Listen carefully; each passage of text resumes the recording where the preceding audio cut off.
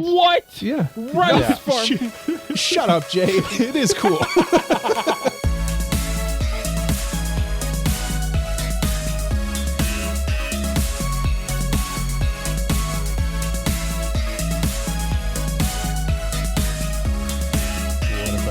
Like a psycho. Like, what if I go Mari Crombo Weebs? My name is Cole. His name is Mike. His name is Jay. We like anime.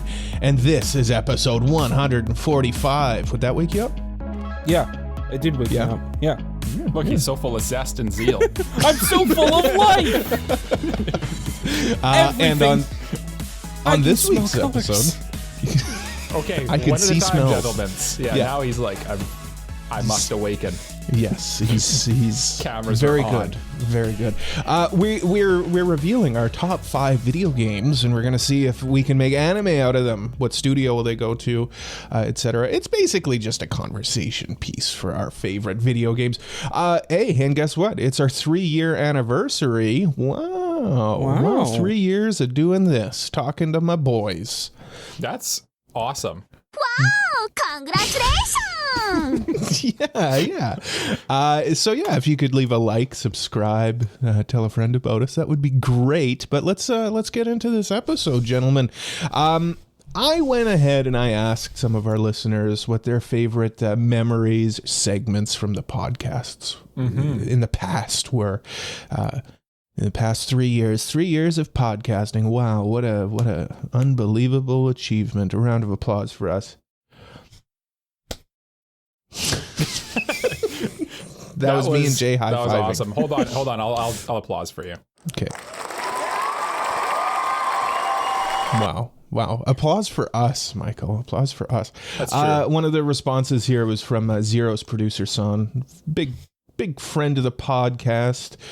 He says, I can't believe that Cole from the Anime Protagonist podcast recommended to me to watch an anime called 2.5 Dimensional Seduction, and I ended up liking it more than the very similar anime called My Dress Up Darling. Wow. Once you get past the incredibly ecchi title, it's actually a very wholesome romance anime that's totally up my alley. I would have never given this anime a chance based on the name alone, so thank you for recommending it to me. He also says 2D girls are better than 3D girls. Yeah. Very true. Very true. Yep. Yeah. Mm-hmm. Yeah, no, I'm glad that you like that one. I'm surprised. Jay, do you know if he's watched the other one that we recommended to him? Too Many Losing Heroines. He has, and he said it's everything he's ever wanted and more. That checks out. Well, good. I'm glad that there are 2 recommendations to him. Yeah. Did he watch Nare Nare? He did. He liked it. It's right up his alley because it's like an idol show. But That's what I thought. But he said it's like messy. every other idol show that's out there. Yeah, that's valid. Yes. It's pretty though. It's a pretty show. He follows it up with what I think is probably the most common answer to this question. Oh, that time Mike fell off his chair was funny too. Did he ever emotionally recover from that? Yes, it is funny. It is very funny. And Mike, you should do it again. Did you ever? Yeah. Well, gentlemen, Mm-hmm. I have not recovered from that. Okay. Well, let's make sure that we rub salt in this gaping wound of Michael. I still have the same chair, though. Honestly, it's frankly astounding that I still have the same chair when it's treated me so poorly through the years. Yeah, it literally threw you on the ground. Yeah, literally. Mike has like stabilized the chair, though. He's put in all of his intelligence into stabilizing it. That chair is now like a tree. It's rooted to the ground. Mm-hmm. It doesn't move. I've learned my lesson. Don't roll around on your chair willy-nilly. Stay put is the answer. Mm-hmm. The wheels there are mostly for show. Mm-hmm. Yeah, basically. Yeah. Super Mexi says, I don't know if anyone could overcome that. Very true. Yeah, no one. Very true. Every time I see that clip recently. Oh, what happened to the chair? Was it because you smashed it to bits? The cylinder stopped functioning. It kept slowly lowering me down. I'm not sure if you could see it on the podcast, but I'd slowly be like, I'd start up here, where all our heads, because we always want our heads to be even for the video, right? Mm-hmm. And then I'd look and I'm slowly like going down and be like, oh, gotta fix it. Yeah. So I had to take it apart, take a beating to it. It got some steam out of my, got some anger out. Is what happened. Nice. I had to take took a mallet to it. Nice. That's what you got to do. That's what you got to do. Yeah. Super Mexi also says, my favorite segments have been the breakup letters to anime, Christmas letters to Santa, and Jay's light novels. All are really creative and fun, which is what I think you guys do best.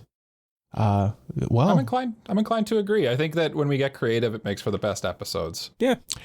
Well, we do have some creative writing assignments that we actually did today. So what a coincidence. What a coincidence. What a coincidence. Yeah, he follows up. Favorite memory of mine was when Mike was a trooper last fall, continuously defending JJK from the haters. I do just want to say, what haters? Are you kidding me? Who's hating on JJK? You two clowns.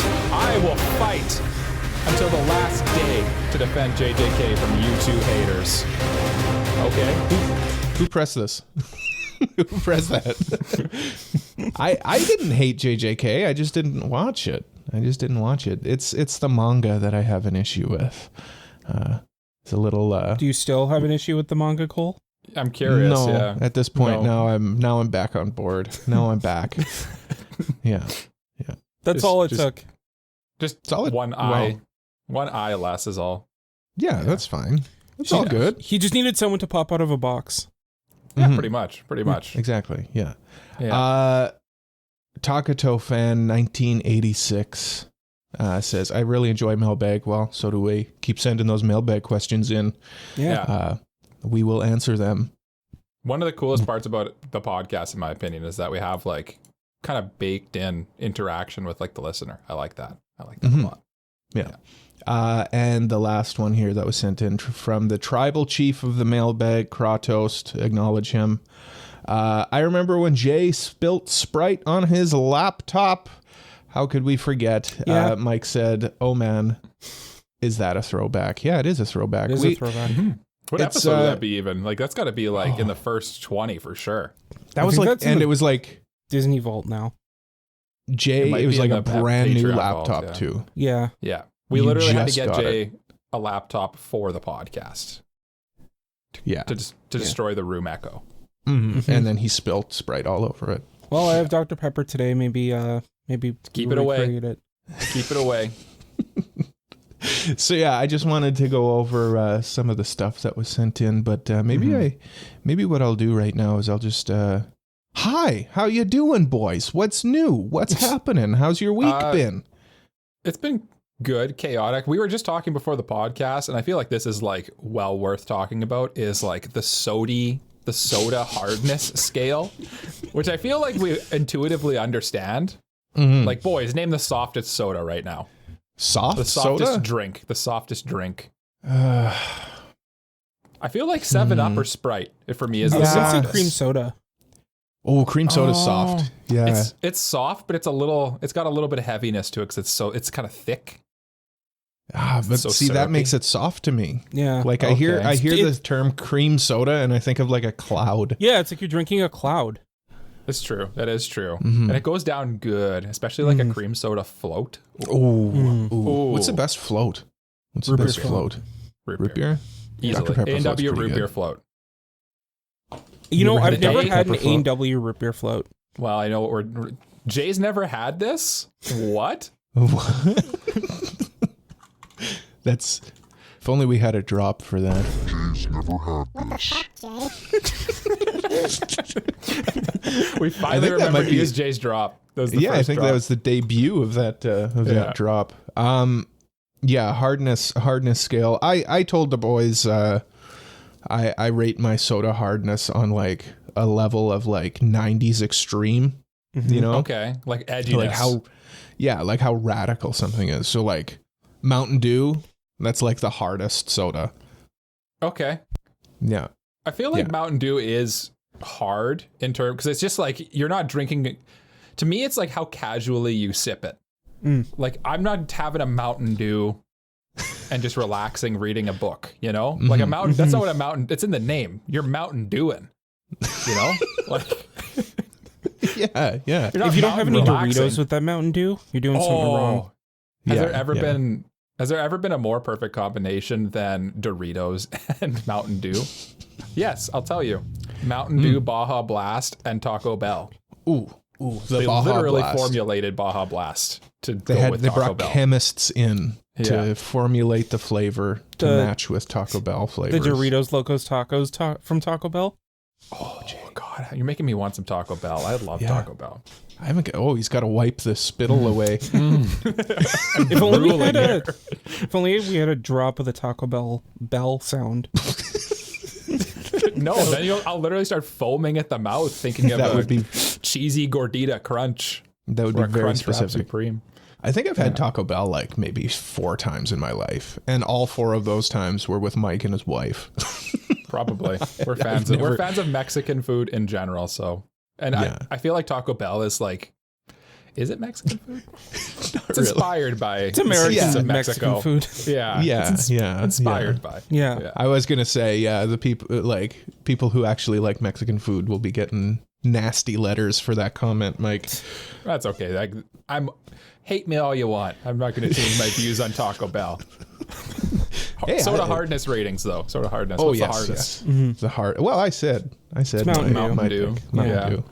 Mine might be what Jay is sipping on right now, which is like why I thought it was a crazy choice for early morning pot recording. It's not that early. Dr. Pepper is a hard soda in my opinion. It's got the caffeine. It's got like every flavor you could possibly imagine thrown into a can. It's 23 flavors. There you go. I can only imagine 23. Yeah, I can only imagine 21 flavors, so I don't know what the other 2 would be. That's a good way of putting it. I was going to say, like, I'd probably give it a B, but then when you said you've got 23 flavors in one can, Right? Like that's I that's think a you got lot to bump going it up on. to an A. No, There's a lot going on there. it's in the same tier as like all the colas, like all the Cokes and the Pepsis of the world. But like a Coke is more accessible than a Dr. Pepper in my opinion. Because like if I'm at a barbecue and it's a hot day, I'm not reaching for the harder sodas on a hot day for refreshment. Coke is just like that's the standard. That's like Coke that's like the bog standard when it comes to like, oh, you want a soda? What soda do you want? Vanilla. They pass you a Coke. Mm-hmm. Yeah. What's your most boring soda possible? How about a Coca-Cola? Coca-Cola. Yes, please. Yeah, a like store brand Coca-Cola. Yeah. Yeah. I will say, Dr. Pepper, unfortunately. Here's my thing, because Dr. Pepper is probably my favorite Beverage. soda Yeah, you two pop. are Dr. Pepper stands, so Yeah. It's not everywhere in Canada anyway. I notice it's more common in the States, but like if you go to like, I don't know, Burger King or something, like they don't got Dr. Pepper. yeah, because it's like a mid soda. That's why. It's also a Pepsi product, not a Coke product, and I think Well, they have I know, Coke products that What's Coke's equivalent? Okay, thank you, Jay. They don't have Pepsi products. I actually didn't know it was a Pepsi product. So what's Coke's equivalent then? I don't was just think they like, have one. No? Yeah. Yeah, Maybe vanilla Coke kind of tastes like Dr. Pepper. cherry Coke, I guess. It's like if you mixed all 3 of those together.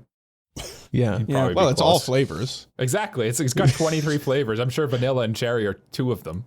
I guess what you could do is you could go to the store, or you could just ask them to just mix a little bit of all of the available sodas, and that would at least get you like part way to Dr. Pepper. It's Go up swamp. to It's the just counter swamp of the water. supermarket. Can I have like one of each of these and you can mix them, please? at the supermarket. You just do like a sir. science experiment at the supermarket Yeah. casually. I only want 1 can of each. Coke's answer to Dr. Pepper is Mr. Pibb. Oh, I was gonna say Mr. Pibb, but I always thought Mr. Pibb was like a no-name knockoff yeah, brand. I thought it was didn't a realize that bootleg was Coke. knockoff. That's Coke apparently. I don't know if I've ever had a Mr. Pibb, to be real with you. Yeah, it tastes like Dr. Pepper. Yeah, is it pretty close? Okay, I Yeah. guess we're already in this deep enough. Like what's Coke versus Pepsi? Where do you come down? Oh, Coke. Like If we're Coca-Cola talking about versus I hand you. Pepsi-Cola? You open a cooler at the barbecue. You got a hot dog in one hand. You reach into the cooler. There's 2 ice cold cans in there. One's a Coca-Cola. One's a Pepsi. I'm taking a Coca-Cola. Pepsi. I'm going for the Pepsi too. Oh, too spicy. Pepsi It's too spicy. spicy. I like the spiciness of Pepsi. It's got a little more zest to it.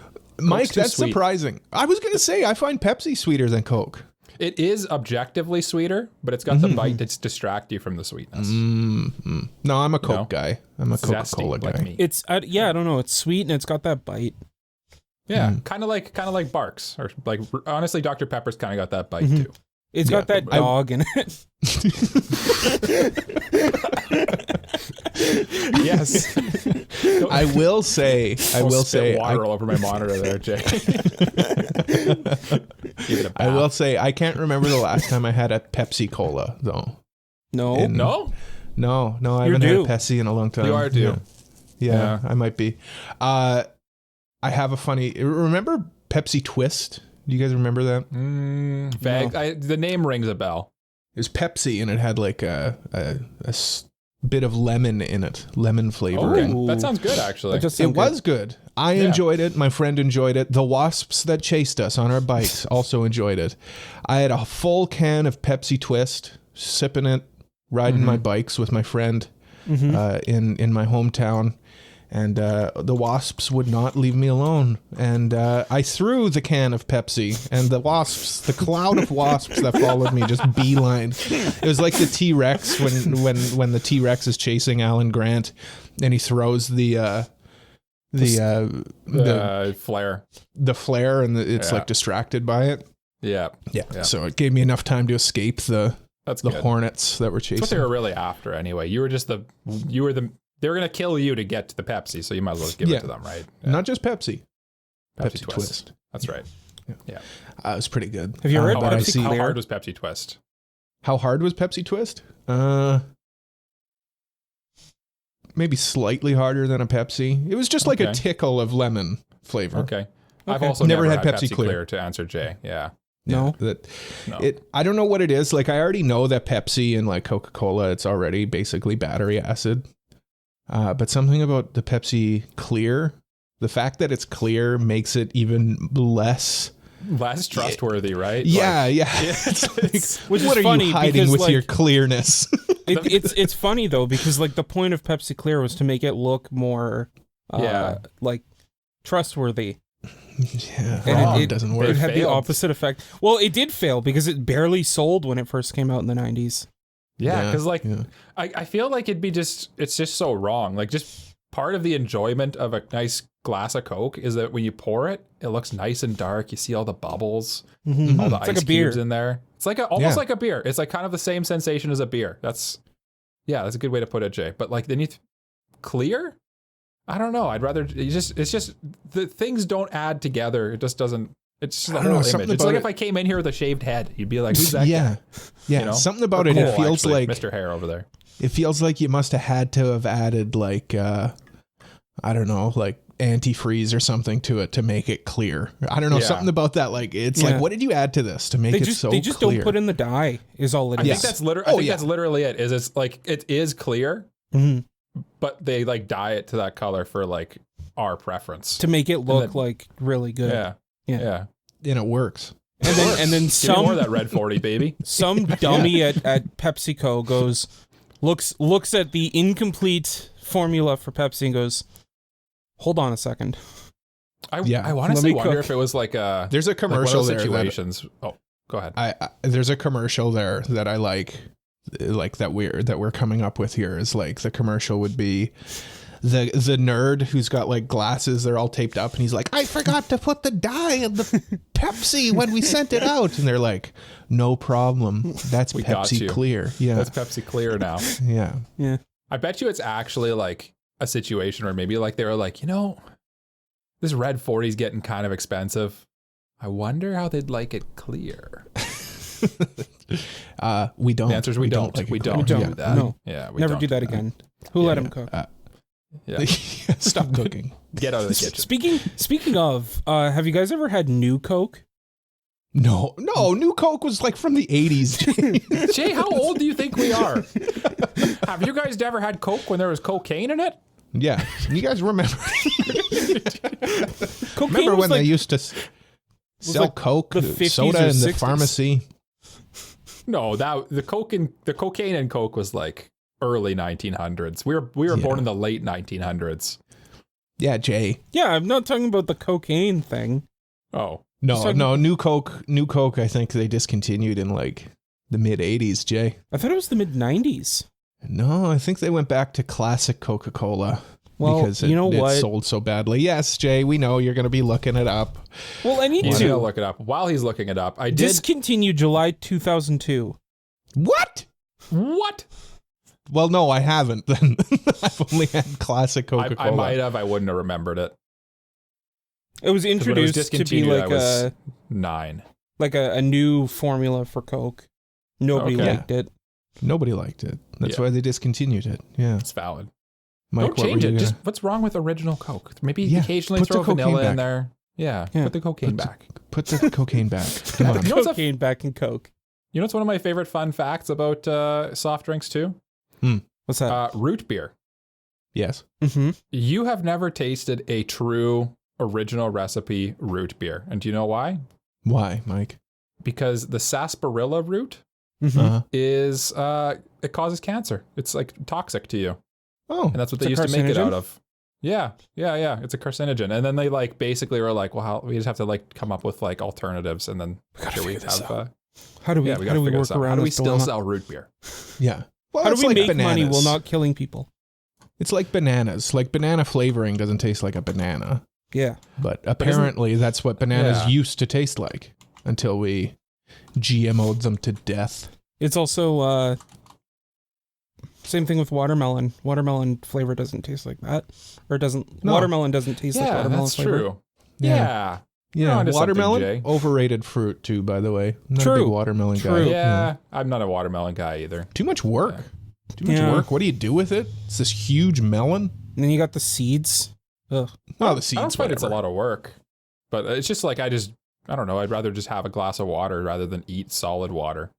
What do you do with the melon when you're not eating it? Put it in a You gotta container put it in the fridge.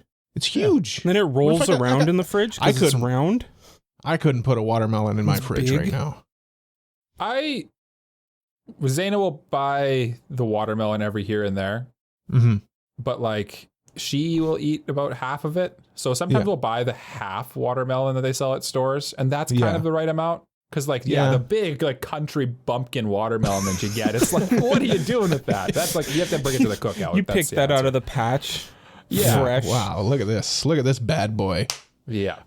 Yeah, it's I do like now that if you can buy like a quarter That's quarter watermelon, then I think you're smooth sailing, but a That's whole kind of the melon? yeah. Man, Exactly. Yeah. In Japan, they have like cube watermelons to keep them Yep. from rolling around your fridge. Mm. Living We in should the do future. that. And like a lot of the time, they're not as ripe because they're altered. Mhm. Well, they're just grown in a box. I think. Yeah. Yeah. Yeah. They just grow them in like a wooden box so that they grow into that shape. yeah.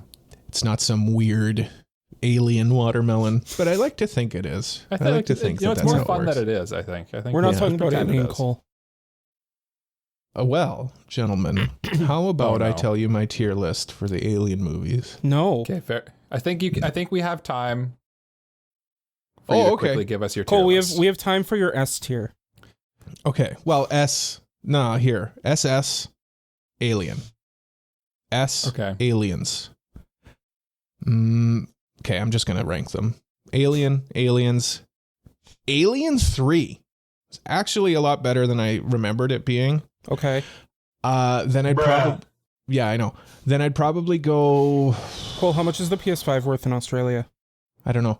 Then I'd probably go Alien Covenant. No, Alien, the new one. Alien Romulus, Alien CJ, if Covenant, we just Prometheus. let him do this, then he can get it out. And we can move yeah. on. Yeah. The This is last the one finale. was This is the Alien finale. Resurrection. I don't get why people even defend that movie. That's an abysmal movie. So it'd be funny if Cole sped this up in the actual like edit, and we just have to I sit won't. through it. I'm gonna slow No. it down. I'm gonna slow it down if Oh anything. God, no! Oh God, no! Don't make me do more work on the video. Okay, guys. Okay. Yeah. I know you guys are chomping at the bit to read your letters that you wrote to ourselves. We wrote letters to each other. No, to ourselves in the past. Yeah. What are we cheering? Cold Me? saying My that- list?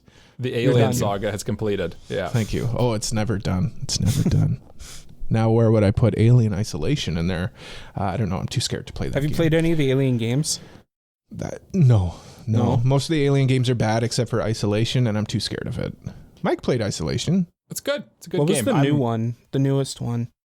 There was a There's- Alien like Fire Team Elite. There's or like something a that. couple Aliens game because I was browsing through Steam and they have I saw them on there. It was like Aliens Fire Team 6 or something or other. I don't Yeah, remember what it's yeah, called. that's the most recent one. Alien Rogue Incursion. I think that might be a mobile game. I don't know. Whatever. Who cares? Who cares? Yeah. It's a Why VR are you talking game. about Alien?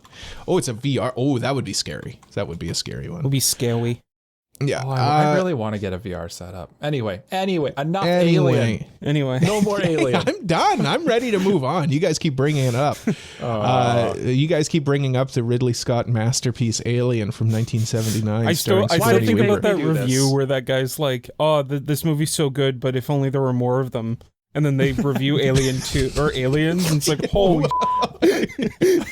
No, it ruins the Alien. That's my big thing. Alien is better because Aliens ruins the Alien. There's too many How of did we them, get and they here? have guns. How did we get here? We were about to read our letters. Let's read our damn it. letters. We wrote letters to ourselves We did. 3 years ago. So like we wrote a letter today to ourselves 3 years ago. You get it. It's not that You complicated. understand? You're a smart cookie. You're a Listener? Yeah, You're a it's fart like a- smeller. It's like a reverse time capsule situation where we're sending letters back in the past to ourselves. Yeah. Yeah. Now We like writing letters here. we write letters here. I like Mike- writing letters. Mike, seeing as Hi. you love writing letters so much, why don't you read your letter first, please? Yeah, Okay. nerd. Okay. Yeah, Dweebs. nerd. Where's your glasses, nerd? Get over here so I can give you a my glasses swirly. today. No. Where's your pen protector? Yeah, Nerd. yeah, Pocket Nerd. protector, Jay. Actually, yeah. pocket protector. That's what I was looking for. Thank you. Where's your? Yeah, but seriously, where is your pen Yeah, protector? where your is pen your- Actually- protector? I actually have never had a pocket protector, to be honest with you, and I kind of like don't get the point because like, when do you ever keep a pen in your chest pocket? That's a bad place for it. I don't know. Sometimes I do. If I've got a pocket there, maybe I'll throw a pen in there. The- I don't know. It depends. The pocket on your chest is for a pack of darts. That's it. Pack of cigs. Either that or you roll them up in the sleeve of your shirt. That's true. That's the yeah, move. Mike, That's the big move. sig, Yeah. big siggy guy. Anyway, Anyway, letter. Listen, I wrote a letter to my old self. And the interesting part of this letter that's going to be different from your guys's. You guys. 3 Yeah. years ago, I wasn't on the podcast, okay? This is a warning to yourself. This is a 3 warning years letter ago. to myself. Yeah, this is a letter telling me of what's to come. Because I haven't even been asked to be on the podcast at this point. You guys are just starting it, right?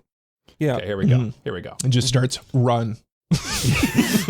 Dear Mike, get out of here. Yeah, dearest Mike, it's me. Run. Sincerely, Mike. That's the whole letter. Anyway, here we go. Okay, go. This is for real times. For real Yeah, times. Okay. yeah. Hey, past Mike. You're about a year into your new job, still working your way to a full qualification. No worries. You'll get there. But here's something to keep an eye on. Your friend Cole, he's been scheming. Remember Jay from Icon? Well, Cole and Jay have started a podcast about anime, and they've decided to leave you out of it because they think you're a filthy, dub-watching, shonen-loving normie, which, let's be honest, is not too far off, and it still isn't too far off. Yeah. Also, I think Jay might be scared of you, so be nice to him. Here's the twist. They're running out of ideas, and they need some fresh energy, and guess who they're going to turn to? That's right. You. Expect them to ask you last minute every 2 weeks to be a guest on their show for the next couple months. Yes, months. And soon enough, they'll reluctantly allow you to be a regular host. At first, things will be a bit chaotic. You'll wrestle with quote unquote room echo while covering Cole's living room desperately with blankets, only to discover that later you're using the wrong type of microphone. Look up condenser versus a dynamic microphone. It was going to save you a lot of headaches. Past Mike. Anyway. I think that's advice for everyone. If you're podcasting, by the way, yeah, the gaming microphones they sell you, they're set up to pick up all the noise. All of the noise. Cole has a broadcast microphone now. It doesn't pick up all the noise. You want that. That's what you want. Yeah. I guess, no, that was a pretty bad example. Yeah, I could hear all See of that. how you can't hear this. I could hear it, but I know it's going to get cut out when Cole does his edit. Yeah. Anyway, other frustrations you might face include, but are not limited to, recording software eating an entire episode just before you spend all weekend at an anime convention. Jay almost ruining his computer with Sprite. Or your chair deciding to sabotage you live on the podcast for all to see. Expect some more bumps along the way. Arguments, threats to quit more than once, and general chaos. But trust me, it's worth it. You'll level up your podcasting skills, both content-wise and in technical know-how. You'll also become even better friends with Cole and Jay. Wow. What So starts sweet. as a small, unheard podcast will eventually build a small community of awesome listeners who will make every minute you spend on the show totally worth it, and whose contributions become some of your favorite parts of the show. So, brace yourself for a bumpy but rewarding journey. I'm looking forward to writing another letter in a few years to update you on how much further we've come. For now, keep doing your thing and enjoy the ride. Cheers, and here's to many, many more Merry Crombus. Future Mike. Wow. Wow. Thank you. Wow. Thank you, gentlemen. Yeah.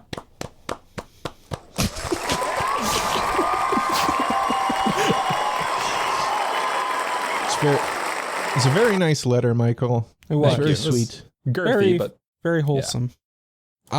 If you don't mind, I wrote a letter to myself as well. Oh, did you? It's not as long. It's not as sweet as Mike's is. Okay. Dear Cole, run. Sincerely, Cole. As usual, I start my letter with the same line because I think it's funny, but then I think, wait, it's not funny because I use it every time.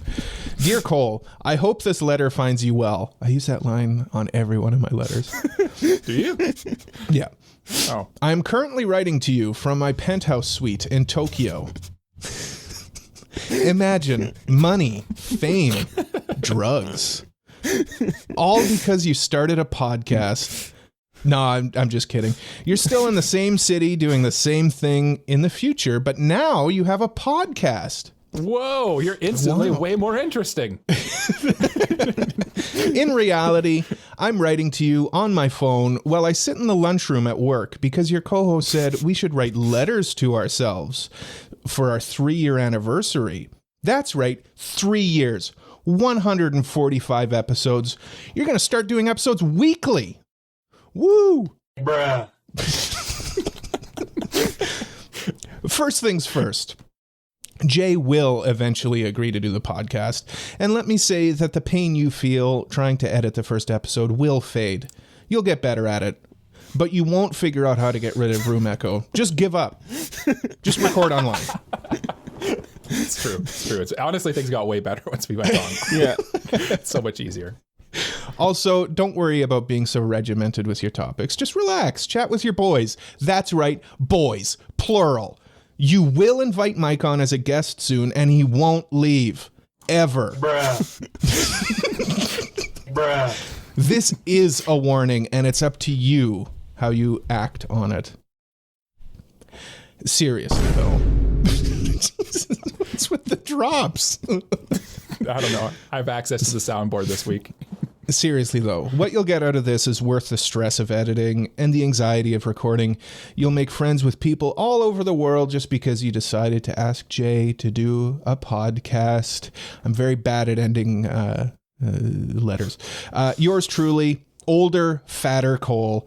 P.S. If you can, please put $100 down on the Titanic death total going up in a couple years. Trust me.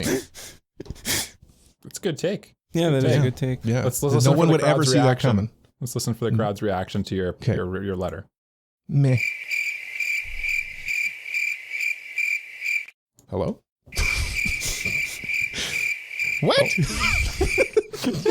Didn't think it was that bad. No, I'm kidding. Here, I'll actually get them to do. Okay, sure. Good job, Cole. That was a nice Thank letter. you. Thank you.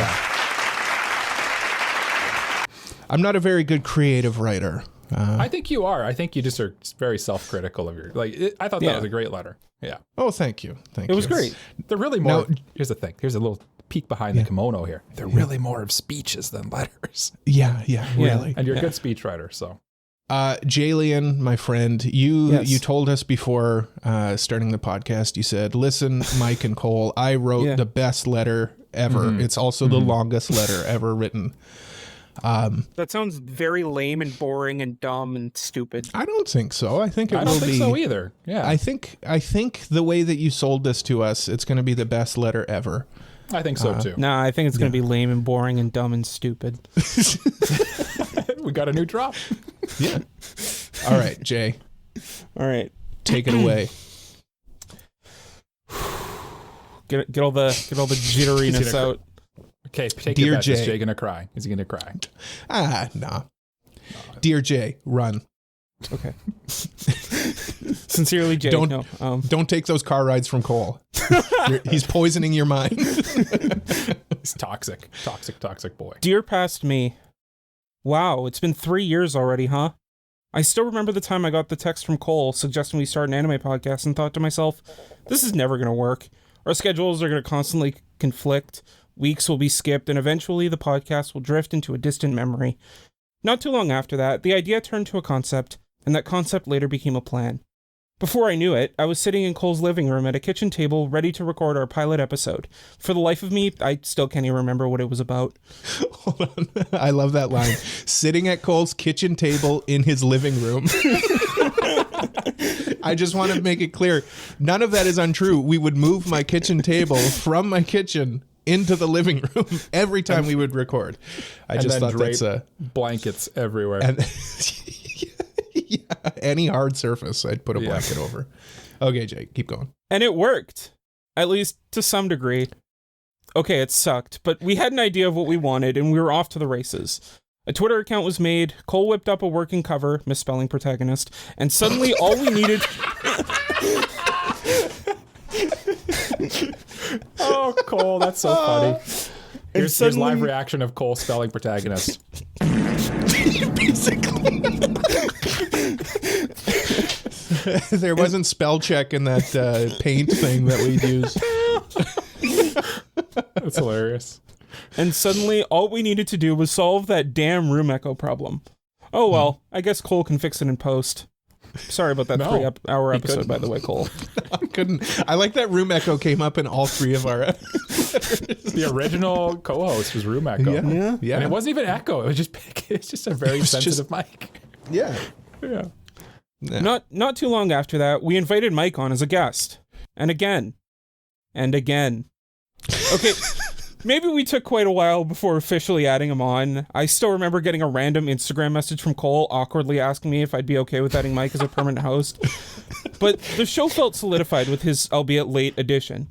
The Anime Protagonist podcast is now complete. Nothing will stop us now.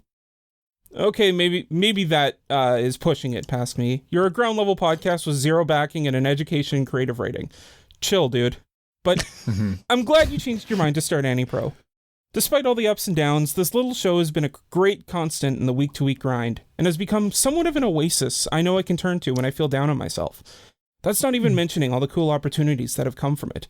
Guest appearing on another podcast, having a table at Icon, starting up a Patreon, being sponsored for the first time, and all the events with listeners have been such great memories that no matter how much longer this whole thing continues for, will always be things I'll look back on fondly. If there's any advice I could give, though, it's this. Be humble. Be patient. You don't know everything. Listeners aren't just going to flock to you, and everything takes time. We're only 400-ish subs in on YouTube, and I haven't even had a big name guest on our show yet. But trust me, even that feels like a blessing. Yep. But also, be confident. Trust your co-host to always have your back, and never, ever give up. Cheers to 3 years, Jay. You're going to love your time on AniPro. Trust me. Sincerely, your future self. P.S. Ignore everything I just said. Quit now. It's not worth it. Run. Run fast and run far. Run while you still can. Don't ask questions. Just trust me. Run. Cut to Jay 3 years ago running through a field. When do I stop? Just run. Go. Get out of here. Go. Don't stop. Don't look back. No, that was very nice, sweet, Jay. That was I like touching. the point where you looked me dead in the eye in your camera lens. That was that caught me off guard. I usually do that. I'll look into the camera, but I've never seen Jay do it. He's usually a little more shy about the eye contact. Let's all do it It's now. very make Jay poignant, awkward. Jay. Thank you. Thank you. Yeah. Yeah. This is great for the audio podcast only. Go to YouTube. Watch us. Yeah, Look watch at us us on stare YouTube. at you. Yeah. Yeah. We'll stare right in your heart. Jay, great letter. Here you go. This one's for you. Which one should I go with? Let's go with. Let's go with this one. It's time for the mailbag. Very fitting. I got you. It's mailbag time. If you got a mailbag question, you can send it over to us on Discord or on our website, AniProPod.com/mailbag. This question comes to us from the website.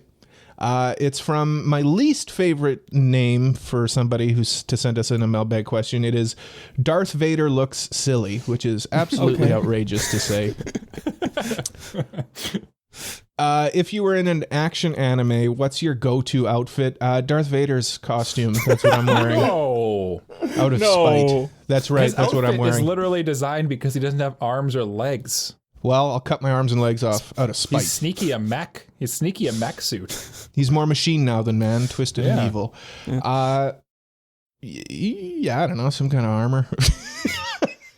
I think it matters what kind of action anime it is, right? So 'cause there's like isekai action anime versus like a like urban action anime, I would say, and those are two different feels. Like you're not wearing a suit armor in Link Click, for example. Here's what I'm doing. I'm going full on like urban tactical, regardless of the type. I'm talking like Gate. Gate. Yeah, that's what I'm wearing. Yeah, And I'll you're that have- one and I'll character have that only guns. has one outfit. And I'll have guns, and regardless again of the type of setting I'm in. You'll be like the gun kid from High School of the Dead. I forget what that guy's name is. Yeah. But I'm not a gun guy though. I just feel like that's if I was to be isekai'd somewhere, I would want a gun. True. Yeah. I feel like that's most useful. It's more about the weapon I would take with me, and I feel like the rest of it is just incidental, I guess. Problem with a but gun in an isekai You need setting to is know. bullets. You need to know what you look like. I don't know. I could probably construct my own bullets. I know how the physics of a gun works. Cole's blowing himself up. No. Cole's Outfits, the though. Cole's the guy from Harry Potter that always self detonates his wand. Neville? Is that Neville? Neville Longbottom. Was that Neville? I think Yeah. that was Neville. Yeah. Yeah. He's a klutz. He's an ignoramus. But had reasons. Yeah. Yeah. He went He was through a lot. scheming. he was scheming. He's like, how am I going to cut that snake's head Neville off? was also, he could have been the chosen one. He probably he was met the all of chosen the one. he met all of the Criteria. the criteria, other than the fact that Voldemort Chose didn't Harry. try to kill him. Yeah. Yeah, and he also took out the last Horcrux. He cut that Yep. snake's head off. Yep. Yep. Yeah. Neville, Think pretty about cool it. dude. Pretty cool Yeah. dude. Pretty Yeah. nice Also- guy. Also, Harry had to die. Neville, 0 deaths. It's That's true. Yeah. That's true. Yeah. I mean, by that criteria, though, I'm also the hero of Harry Potter because I haven't died either. I mean, Isn't it's that all true. of us? Yeah, that makes everyone except for Harry Potter. But maybe that's the criteria to make him the hero. What, you have to die? That he had to die and then come back. Yeah, Weren't we but talking like, about what anime clothes we're wearing? Yeah, what outfit are we wearing? Yeah. Yeah. Yeah. What fit are you taking with you to an action anime, Jay? I'll dress like Kirito, thanks. So basically like Cole, but fantasy style. Are you wearing all black too? Yeah. All black Yeah. trench coat? black trench coat, black fingerless gloves, black boots, very cool. black shirt. Mm-hmm. Very You realize cool. that's basically like, if you put that on a real person, you'd look like Neo from the Matrix, right? Yeah. Neo didn't wear fingerless gloves. He didn't wear Mike. fingerless gloves. That's true. He had the common sense to not wear fingerless. But I guess action anime, the fingerless gloves are pretty handy there. Yeah. I don't know. Pun intended. Yeah. Yeah, I get it. Like gloves. Gloves. Yeah. They're handy because Handy. they're gloves. Yeah. Yeah. Yeah. These bare See? hands, no gloves. I'm wearing gloves. Just tiny, silken, see-through, tight Very fitting gloves. Yeah. Very thin gloves. Mike. Hi. Mike, what are you wearing? What would I wear? What would I wear? I think I'd be the type of guy who'd probably just wear like streetwear. I think is probably the answer.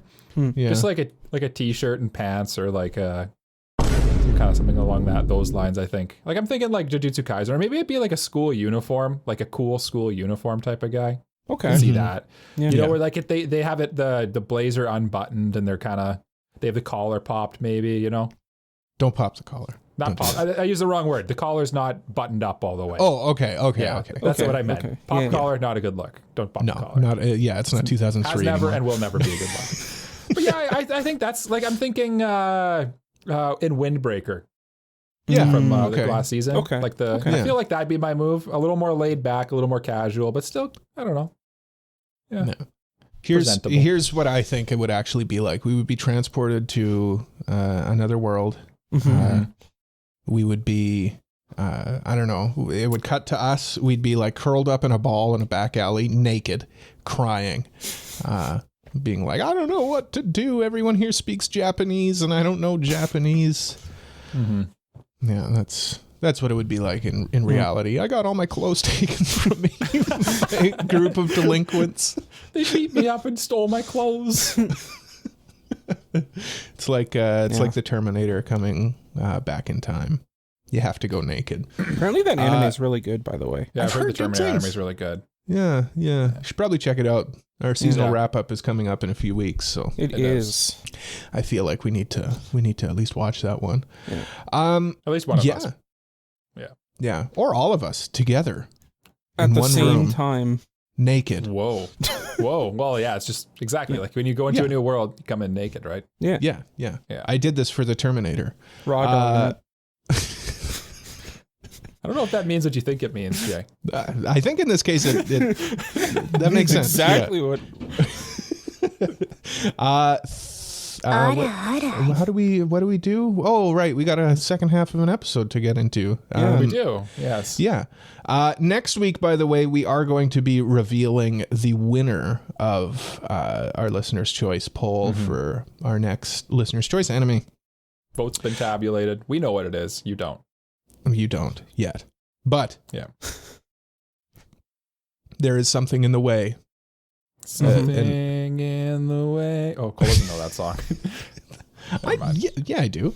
Oh, okay. Berserk. We got to watch Berserk 2016. That's next week as well. Yeah. So look forward to that. And we've got a manga review coming up. Jay, what do. manga did you... What manga? It's called The Summer Hikaru Died. Summer Hikaru Died. That's next month. So you guys have some time before that. But let's get into this this break, and then we'll come back and we'll talk about video games. We'll go into the game corner a little bit. Yeah. It's been a while okay. since we've dove into the game corner. Yeah. Just dove into the corner of the room naked. Whoa. Whoa. I don't wanna Okay, do let's that go to again. Yeah. let's go and do an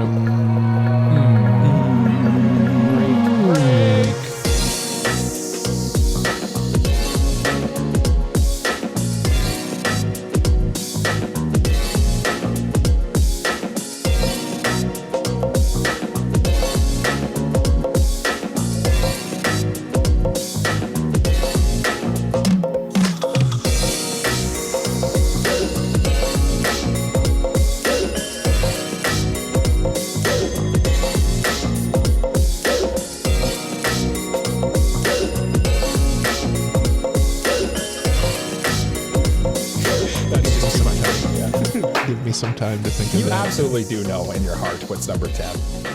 Maybe? Welcome back to AniPro. I just want to let everybody know that Jay has had a list of his top 9 video games on his phone since January. And me and Mike are just giving him a little bit of a hard time about it. Yeah, top 9? Add one more, please. No, because Please, then my I friend. can make a 3x3. Which makes sense. You still can. You can have a top 25 and still make it 3x3.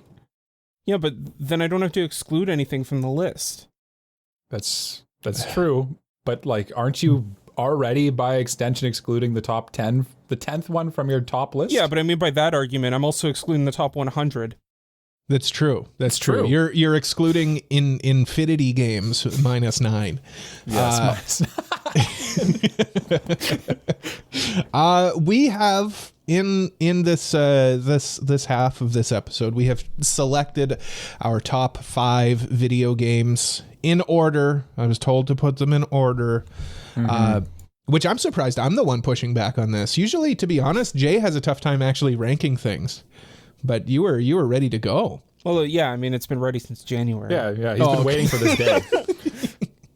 So I'm going to have to rank these kind of on the... one of these games came out this year. I need to know, like, what spurred you to create this list? Because the idea for this episode didn't exist 1 month ago.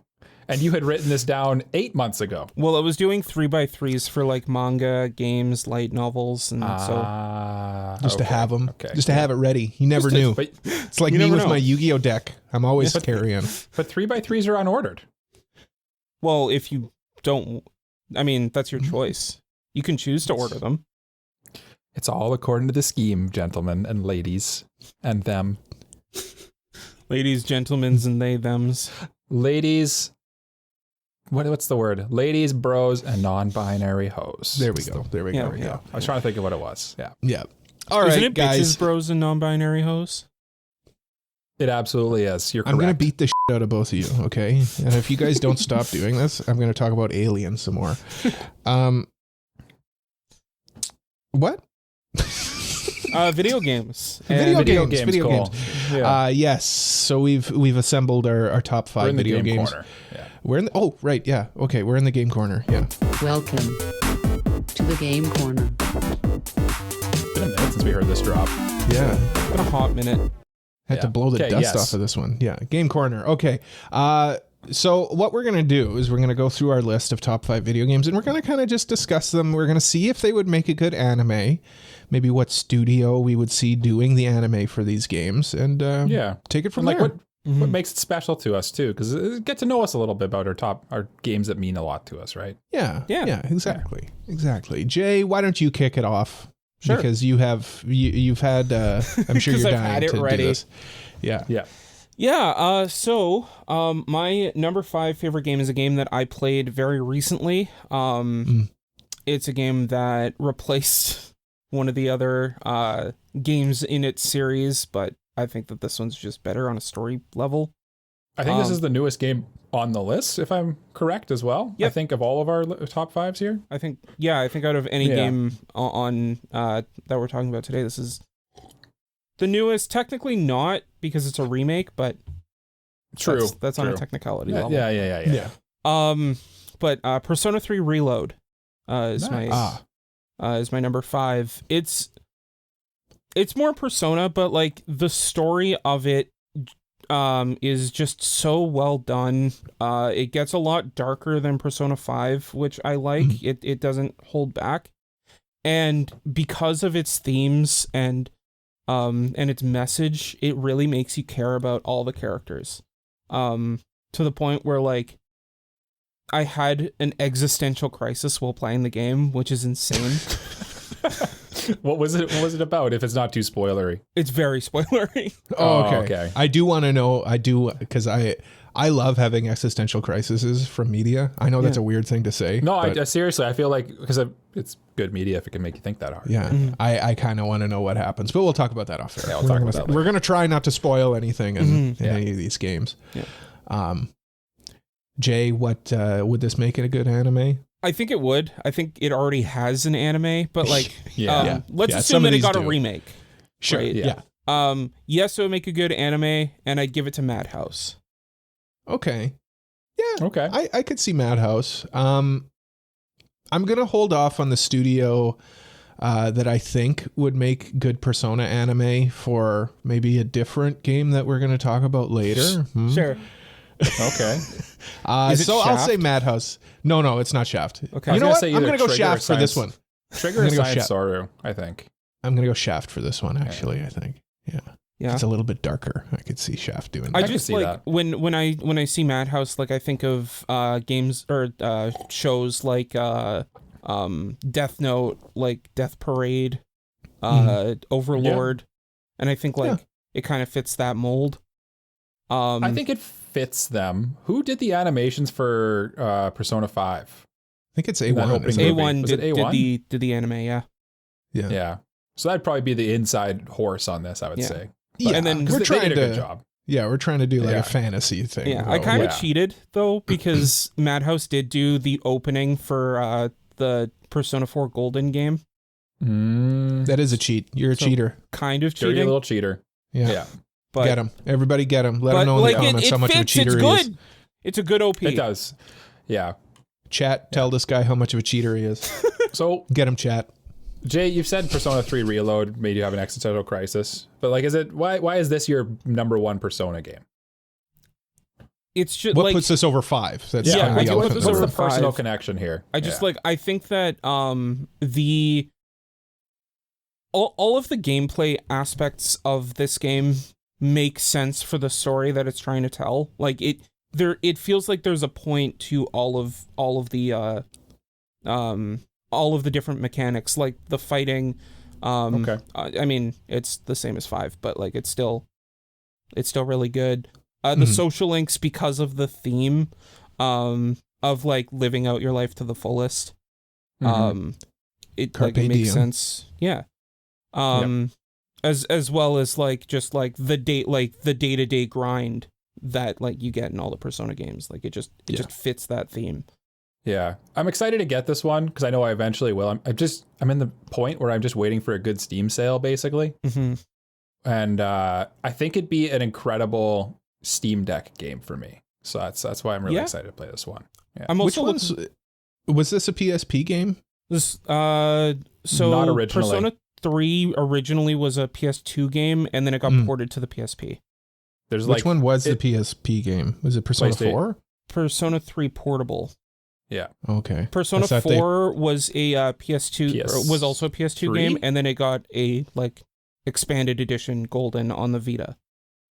That's what I'm thinking of. Yeah. Yeah. It was the PS4 or Persona 4 Golden on the Vita. Mhm. See, I'm not crazy.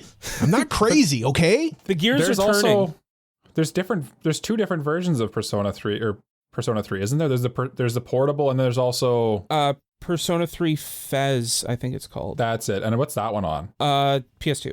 Fez. Okay. Played on a Fez. One of those it's hats. basically like the expanded edition of Persona 3, but at the same time, at least back before Reload came out, there was a big argument on whether Fez or Portable was the definitive Right. one because That's what I was remembering as I was asking these questions. Like I remember people arguing which one to play, and then Reload came out and I was like, "Well, this is the one to play." that and it absolutely is because it kind of has everything except for one thing, and the only thing it's missing is that in Portable there's a girl Yeah, protagonist. you could be a female protagonist, right? Yeah. Yeah. And that's not in Reload. It's also, I think, like the story is like slightly different if he plays the girl. Oh, okay. But It's kind of yeah. cool. Surprised they didn't do that as DLC. But they might, because like they did the epilogue story from Fess as DLC, and the epilogue story in Fess is not in Portable, so that's also why people consider that one the definitive one. But okay. Michael, your Hi. number 5 game, please. My number 5 game, and I probably picked one of the oldest games on the list as my answer. So there's actually Cole has one that I think beats it, but I went Be with close. for my number 5 game, Halo Combat Evolved, the first Halo game. And Wonderful. when I think of Halo, for me, it was one of the first PC games that I got. And it was my first ever realization that you could play online with games. So I remember putting this CD-ROM into my old family desktop in the computer room. And I remember booting up the dial-up modem and telling my mom that I was going on the internet, so you can't use the phone. Don't use the phone. Yeah. And I remember going into lobbies and just getting murdered and having so much fun. And it was great. I was a tiny little boy. I'm Was surprised everyone I even swearing at you? Oh yeah. No, there was no voice chat there because that didn't exist at the time, right? It was just text, and the text chat was just toxic as hell, which is probably a reason why I am the way I am. Yeah. The other thing is I remember convincing my parents to buy it for me because it had the M rating at the time. And it was a pretty... Why? Why did it have an M rating? Because it's violent. Nah, not really. Yeah. I know. Compared to things nowadays, yes, you're right. It's surprising. Yeah. I think even StarCraft was like a T back in the day. And that's Yeah, I like think it was. just an RTS. Yeah. Like people had different standards back in the day. But yeah, this one's just like near and dear to my heart because I played the crap out of that game. It was my first foray into like online gaming, even though I'm not a big online gamer now. And I just have like really fond memories with it. And just like that first level where like you first dive into the Halo world and like the Halo soundtrack starts playing and you're like on a warthog cruising along the beach. It's just like, peak game. Love it. The great thing about Halo 2 is like people just think, it's a cool FPS. And it is. It's a cool FPS. But like there's also all the lore with Halo. Yeah. That's like, if you want to dive into it, it's really cool. Like it's just a cool sci-fi army action military story. Rings and everything. Yeah. And it has like one of the coolest like reveals as you get towards the end of the game too, of like what's actually going on, why you're on a ring and stuff like that. Yeah. And I mean, we're Master Chief. Yeah. Master Chief's sweet Excellent character design. Yeah. Just a cool guy. I mean, he's a really cool guy. Halo's the reason that Microsoft is still like a big player in the game, right? Like it basically, like the Xbox is basically built on Halo. Yeah. They wouldn't have been, Xbox wouldn't have stuck around for as long as they have. And it's funny Halo. too, because like you can kind of like the trajectory of Xbox has basically followed Halo as well. Because like Halo's kind of at this point, I would say down in the dumps compared to Call of Duty and stuff.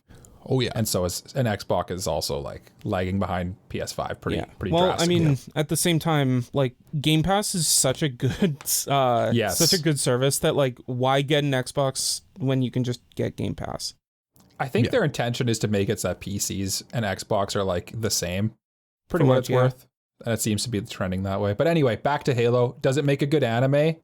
I think hell yeah, it would make a good anime. Yeah, it would. Yeah. And the studio is obvious. It's Production IG. Yeah. No, I'm glad that you picked that because that's correct. It is they're inarguably correct.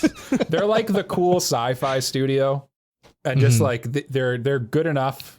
Not an S tier, but like they're good enough that they can like do a B justice tier to the studio. Yeah. I'm A or B. I can see the argument. Beat you both. And I think they'd do a good job with this. I could see cool action. I'd love to see like the cool like trigger eye. I'm just picturing like other studios that could do it, and just picture like a cool like Trigger style where they're Trigger like could cruising in do the it too, Warthog and like they smash like, because one of the favorite things is you're in the Warthog and like you just running down people. Oh, sorry, I swore thanks. there. Yeah, oops. We've been good the last few weeks. I know. And you're just like, you just drift and just send a grunt flying as you like hit it with the Warthog. It's great times. Great game. That's fun, yeah, but I think you'd need a Production IG because I think the anime would probably be more serious. Be more gritty. It'd be more serious for sure. Yeah. Okay, I guess it's my turn, right? It's your turn. It's your turn. I'm about to go off the board, boys. I'm gonna blow your guys' mind because this one I'm gonna just tell you right now. I don't know how they'd make an anime of this one. I'm going Farming Simulator 22. Yeah. And the reason for that, well, first of all, listen, this is like me reliving my childhood, playing with my twactas in my living room. I have put more hours into Farming Simulator 22 than I have put into any other game ever. I'm talking like that. Yeah. I'm probably at like 500 hours in Farming Simulator. Easy. Whether it's on PC or on the PlayStation, because I've got it on both. And let me tell you, Farming Simulator 25 is coming out in a few months. Ooh, baby, I already booked the day off because I'll be playing that one. That's how you know you're like really like excited to play a game or excited for something, is you just book the day off. You're like, I'm gonna just treat myself this day. Yeah. You know what the big thing in this one is? Farming 25? What's that? Water physics. And you know what they do with water physics? Rice farming. You can Oh, that farm actually be rice. kind of cool. Yeah. That'd be kind of pretty cool. Rice paddies? What? Yeah. Rice farm. Shut up, Jay. It is cool.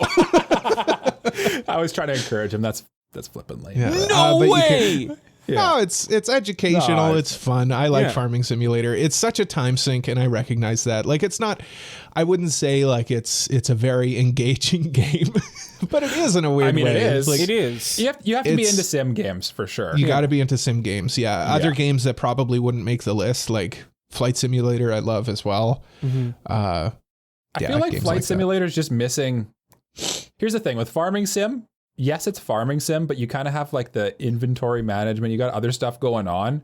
With Flight Sim, it's literally just a flight simulator. Like there's not. Yeah, a you lot just jump in else. a plane and go. There's not a lot else no going je on. ne sais quoi. Yeah, Like with there's- Farming Sim, you plant your crop, you harvest it, you make your money, and then you go buy new stuff. It's about like getting the new It's new the bigger circle of tractor. life. There's more depth to it, right? Yeah. Yeah, and Like you're not yeah. upgrading your plane in Flight Sim or something. No, you just hop in a plane and just go. fly. Yeah. Yeah. You don't get so a weird incident where they give you bad fuel and you have to land. That'd be cool if they did do that stuff, but like You can set up like scenarios where like your engine will fail on takeoff or something like that. So you Okay. can do that, but you for have the to most set it part, up. yeah, that's not fun if it's set up for you. yeah. Yeah. But Anyway, the games anime. are anime. No, this would not make a good anime.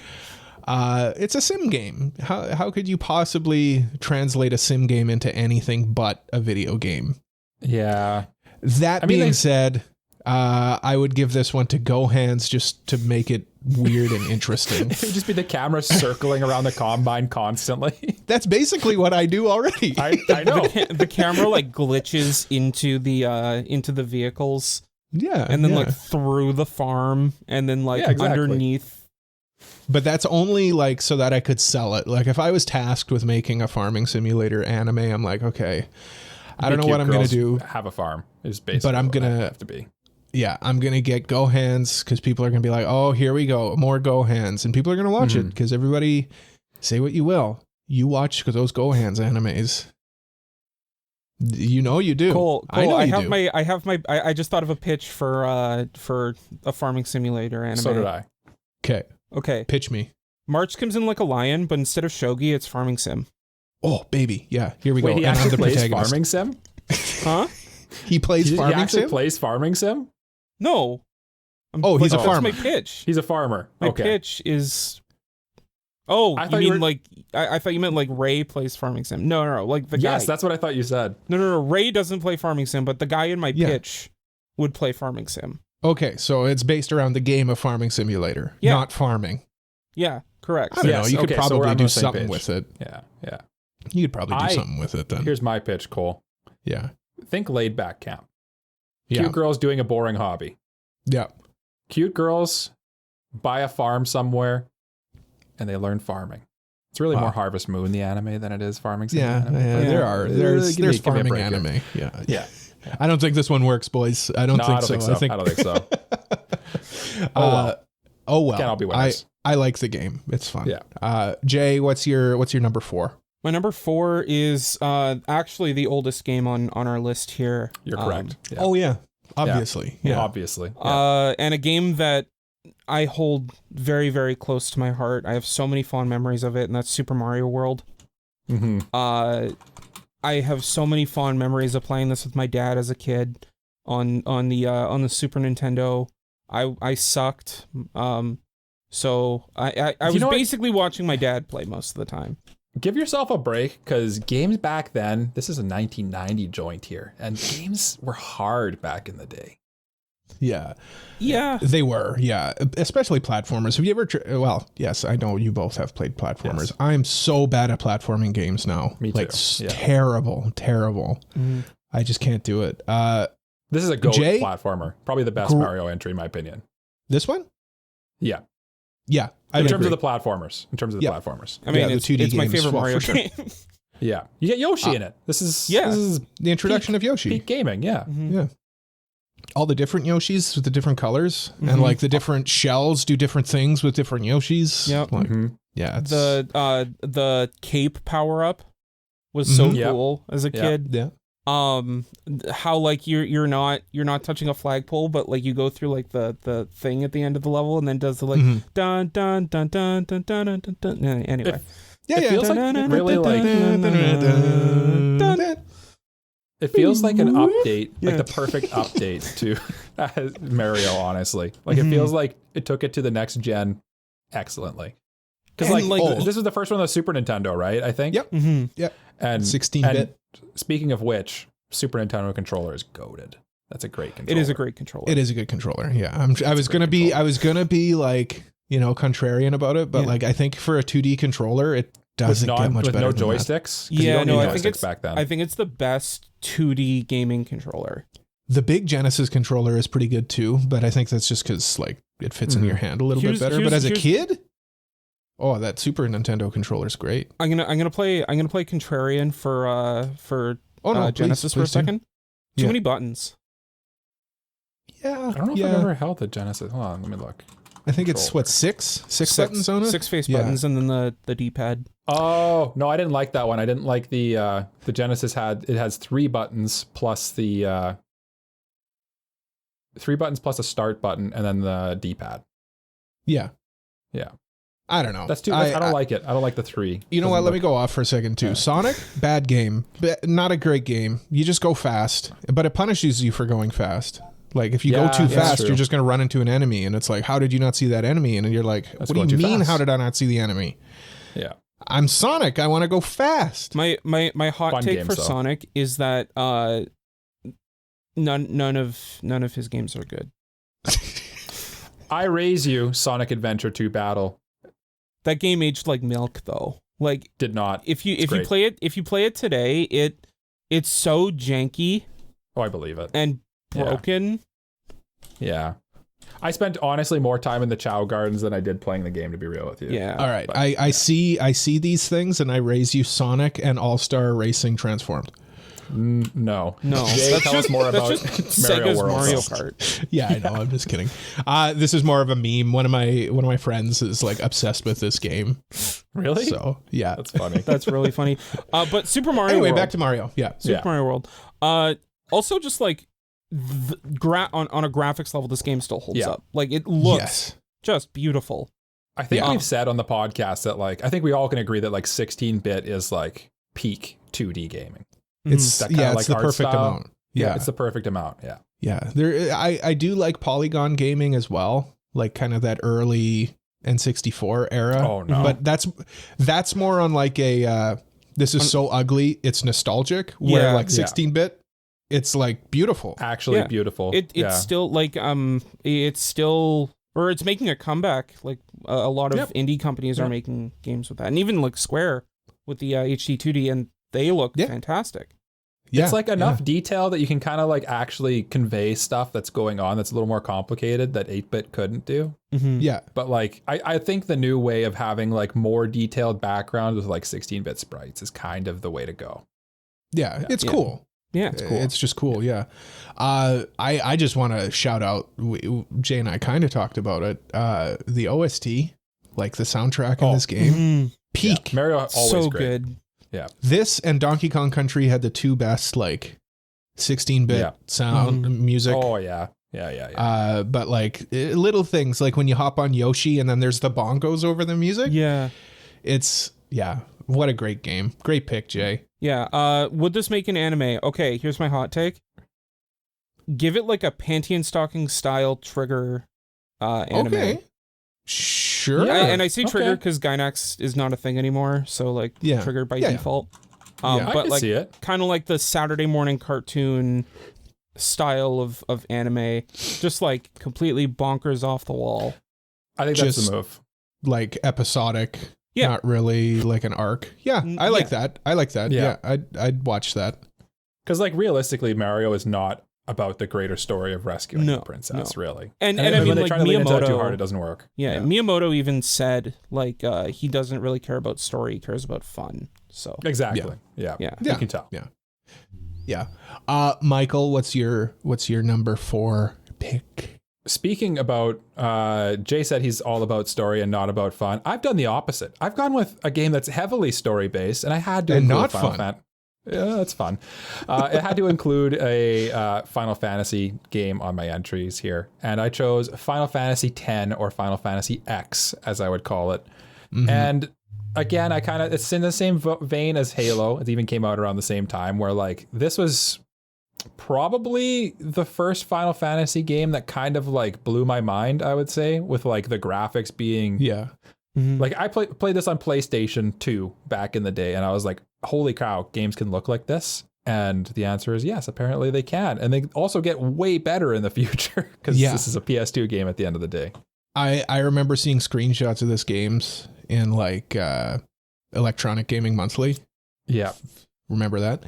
And like it was insane. Like how could a game look like this? And like Square Enix is still doing that. You pop in Final Fantasy VII Remake, yeah, and it's like this is insane. this is gorgeous. How Like good this game then it- looks. And then like while you're playing it, it still looks great too. It's like Yeah. yeah. Obviously they couldn't do that with this, but I just mean like, man, they've like they kept raised up the with- bar, yeah. Or That's like what you they you do. even look at Holds like up, Final though. Fantasy 16, like all of the cinematics, the boss fights just look so cool. Mhm. Yeah. Just yeah. Sorry, Yeah. I need to gush about 16 for a minute because No, 16 that's is so cool. And I don't mean that like Final Fantasy X doesn't look good. It's just it doesn't have that same like, you go from a cinematic just straight into gameplay and there's no change at all. But I mean, for the time, like it still looked really good. Oh, yeah. great. Yeah. At the time, it was like, how is this possible? It was, I think it was only a 1-disc or 2 back in the day, which is kind of impressive because like back before this, most of the Final Fantasy games were at the point where they're like, we need to have like 3 discs that you shuffle between because we can't physically fit this game on one disc. And this one somehow was just, I think a 1-discer. I'm pretty sure. I never Well, actually now had they're a back to PS2 2. though. They're back Are to they? 2. Yeah. Yeah, I could see Games that. are so big. Yeah. Mike, would this make a good anime? This would obviously make a good anime. It's a super narratively based game. It's so stylized too, because it's like that early 2000s style that's kind of in right now as well. That like I feel like this would easily make a cool anime, especially like the character designs in Final Fantasy are always like already so anime based as well that it just clearly would be. This where I'm struggling a little bit is what studio would do this. Because the other thing is Final Fantasy does not have a good track record with movies and like story-based stuff, in my opinion. I think I would go...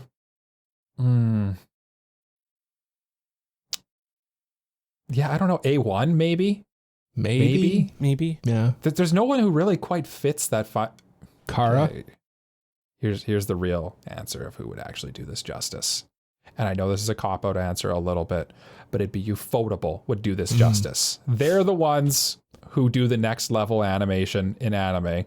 So it's fitting that Ufotable would animate the game series that does next level animation in video games. Plus they do action really well. Plus they do 3D animation really well, which I feel like you probably need with like the character designs in Final Fantasy a little bit. Yeah. No, that makes sense. That's I think where I'd go with it. I'd check out an episode or 2 of that. Yeah. For sure. Yeah. All right, my Cool. number 4. This one's an older one too, kind of around that same Halo, Final Fantasy X type of thing. I'm going to go with a game I put in a lot of time as a kid on, Star Wars Battlefront 2. And I'm talking the original one. Just what a good game, man. Like what a fun game to play with your friends. And it's Star Wars. Loved Star Wars at the time. It was kind of like the predecessor to like online gaming a little bit, where like there wasn't really a story to it, right? Like it was basically just fly ships and fight each other. There was, though. You could play as the 501st Legion through the Star Wars saga. So like the first level was Geonosis, and that's where the line like just like the simulations comes from. If you ever hear that in memes, yeah. So yeah, there was a bit of a storyline to it as well, which obviously, if there was an anime, that's what it would be based on.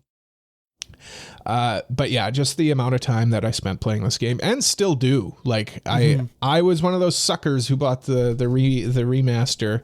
But you know what? Yeah, it's broken. Yeah, it's not very good. But the game, like the skeleton of that game, is still genuinely fun. It's still there. Yeah. Yeah. And I mean, you compare this to the EA one, right? And that one, the EA one looks beautiful. I'll give it that. Sure. They've added a lot of stuff in that since release, but like, man, just the initial impact that this game made on kids at the time, myself included, obviously. It was this one and Knights of the Old Republic that were like the two that everyone kind of flocked to. This one came out. It was kind of an episode 3 tie-in a little bit. It had the reimagined clone trooper on the cover. Oh my God. It took everything that was in Star Wars Battlefront 1, which was also a fun game, and it just took it over to the next level. Would this make a good anime? I mean, sure, but I mean, they've already kind of done it. Like Clone Wars is kind of that already. Basically, kind of, yeah. Yeah, but in a dream world, yes, I would essentially just do that.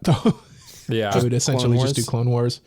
And as far as a studio goes, I mean, I hate to double dip, but I'd probably go Production IG as well.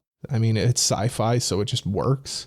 Yeah, and but you've got Star Wars visions that you can kind of lean on for like other studios, how they would tackle a Star Wars fighting, basically a Star Wars action anime is what you're pitching here, basically. Yeah, yeah. Because isn't, again, to bring up my favorite studio, Trigger, I feel like everyone says their contribution to Visions is one of the best ones as well, and I haven't watched it, so I don't know. Oh, no, really? Like that one. Oh, never mind. Yeah, said it was too weird, but like I liked it. I liked that one. It was definitely one of the more like impactful ones. I could see Trigger doing a good Star Wars Battlefront 2. I think most studios could, honestly, because if they made it like a fun kind of, again, Saturday morning cartoon type thing, where you're just kind of shoot. Do you guys remember the original Clone Wars cartoon where it was like animated? It wasn't a 3D animation thing. No. It was on Cartoon Network. It kind of had that same like Samurai Jack kind of thing. Animation. Okay. Yeah. I could see Trigger doing that. I could see that. Yeah. Yeah. I think that this one is probably the first one we've come up with where I really feel like the nostalgia glasses are on a bit. A little bit. A bit, yeah. But I've played it since then, and I think like I said, the skeletons are still there. Mm-hmm. The skeleton is still there, and it's a fun game. Like me and my brother played it. It's just a fun couch co-op game. For sure. Yeah. But you're also two people who played it when they were children as well. Sure, yeah. So, Cole, my pitch to you for a studio for this is the studio that did the Star Wars Visions episode with the girl in the village. The Bride? Yeah. What studio was that? Because that was my favorite one. Kinema Citrus. Ooh. Okay. Yeah. Dark Horse pick. I like it. Yeah. Yeah. I like that. But that's just because I really that was my favorite Visions but also, episode. Like, I mean, Jay, you pulled that one out of the abyss. Oh, he was searching. I saw him. I saw him Googling. I was searching, but I see where Mike is transitioning to, so we can talk about my number 3 pick. For favorite game of all time, and that is another RPG. Shocker, I love RPGs. There's a lot of Tales of the Abyss. On this list. Calm down, Cole. Tales of the Abyss. Why is it the best Tales of the Abyss? So this is probably my favorite story-driven RPG of all time, and it's mainly because the story and character development of this game is fantastic. Seeing the main character Luke go from where he is in the beginning to where he is at the end is just such a great story to play through and watch unfold. And like the combat's a lot of fun. It's a very different combat style from most RPGs because it's like kind of like fighting game mechanics where like when you go into a battle you're like actively fighting. Yeah. It's kind of ahead of its time. Tales games like an arena fighter kind of thing. Kind of. almost. Yeah. You sort of get locked into like a little like ring basically with your opponent. You can run around them, and it's honestly kind of similar to how like the new Final Fantasy games are. A little Like, bit, the yeah. Jay, try Zenless Zone Zero because it's similar to that. Honestly, Yeah, like yeah, you're I've running heard that. through an environment, and then like barriers come up, and then you gotta fight your enemies, and then you move on to the next one. But Cole, you got to understand, I'm not a I gacha know the fan. story's not there. And But yeah, anyway, I mean, Tales of the Abyss. Yeah, just a great story and a great journey with like some of the probably I'd say the best cast of characters in a JRPG, but I'm also biased. No, Tales games have great characters. That's one of their draws. It's a great story. Well, usually a good story with like great characters. Is what I'd say. And also the OP is done by Bump of Chicken, Cole. yeah, we're in. Yeah. I'm in. Yeah, Let's go. This one is what console is this one on, Jay? I actually don't PS2. know. Is this a PS2-er? This is a PS2 game. It also got a remastered port on the 3DS, but the PS2 version is better. Okay, I could see that. But yeah, just great story. Kind of like a journey of like finding your place, I guess. Yeah. But yeah, just I've That's a running theme in Tales games, I'd say. Yeah. Yeah. But yeah, I have such fond memories of playing this game. It's long. Tales games are long, but Yeah. they're always Yeah, like so 40, much fun. 40-ish hours usually, yeah. Yeah. Yeah. Like every So this JRPG. Would make a good anime. It already did, so yes. Jay's only picking things that already have anime pretty much. Well, You also said that this game has an OP, which I feel like you've already just said like this is an anime already. yeah. I mean, a lot of JRPGs have like an opening Tie-in, cinematic yeah. though. Yeah. Yeah. Who's doing this, Jay, in your world? I'd say Ufotable. But mostly because like they do the modern Tales of stuff, so I just feel like they would do it. Yeah. Yeah. Makes sense. It fits. As for usual, sure. Jay's cheating. Yep. Hacker. Hacker. Speaking of hackers, Mike, nerd, what's your number 3? My number 3 here is the first of this series to enter the list, and it's kind of not the one you'd think I'd pick for my favorite of the Pokemon games, but my favorite Pokemon games are Pokemon Black and White, and kind of their sequels I include there Boo, too. hiss, etc. But I think it is the peak of Pokemon because it's still 2D. I think Pokemon's better 2D. And in the art style, or in the style of like the main games anyway, I think they fit a 2D game more, like the top-down, what do you call that, adventure game? I don't know.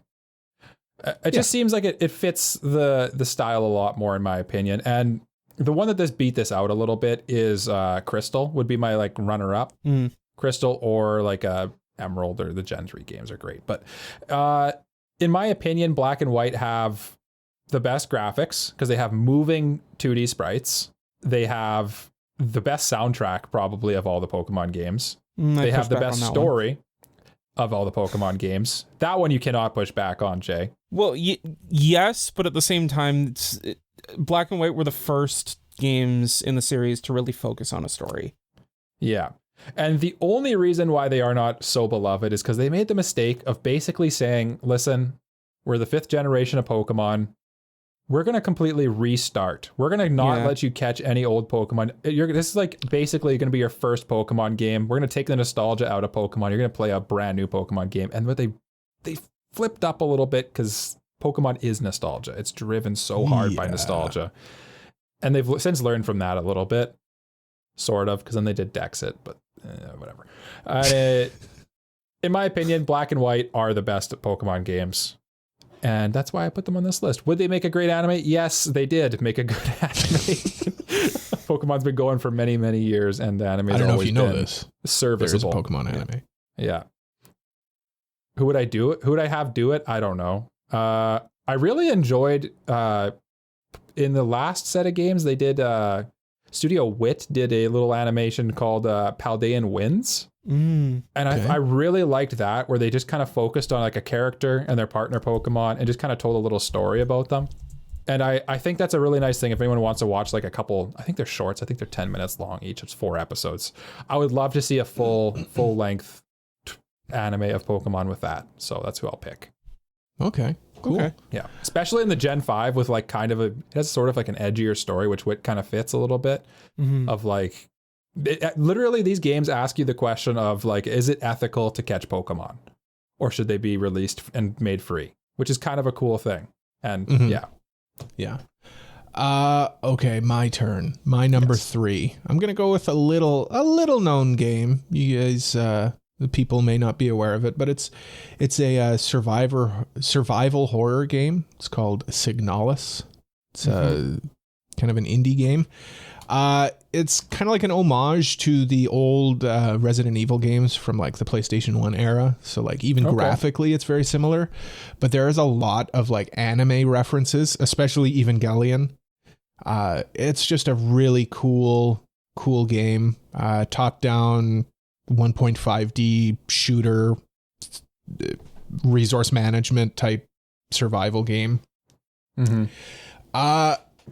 The horror aspects of it aren't really that scary. You're basically an android and you're fighting these like zombie androids kind of thing. So you're trying not to get caught by them and stuff. It's the aesthetic of this game that really sells it. It's just a cool looking game. The story is nuts, of course. This is it takes inspiration heavily from Evangelion. Especially, so it's funny because I've never heard you've been the champion of this game for, I feel like you're the only person I've ever heard talk about it, I guess is what I'd say. I've never heard you mention that it has Evangelion refs or inspiration before, I don't think. Yeah, so like the 2 big inspirations for this one I'd probably say is Resident Evil and Evangelion. But that's kind of cool. Like the Evangelion aspects of it are like more of the like psychological Evangelion stuff. Like it's not big mechs or anything like that fighting. It's kind of the who am I? It's a lot of the Rey questions in Evangelion. Very cerebral. Very cerebral. Of course, it's for me. I have a very high IQ. Big brain. You do need a high IQ to enjoy this game. Would this game make a good anime? Hell yeah, it would. I would watch the out of a Signalis anime.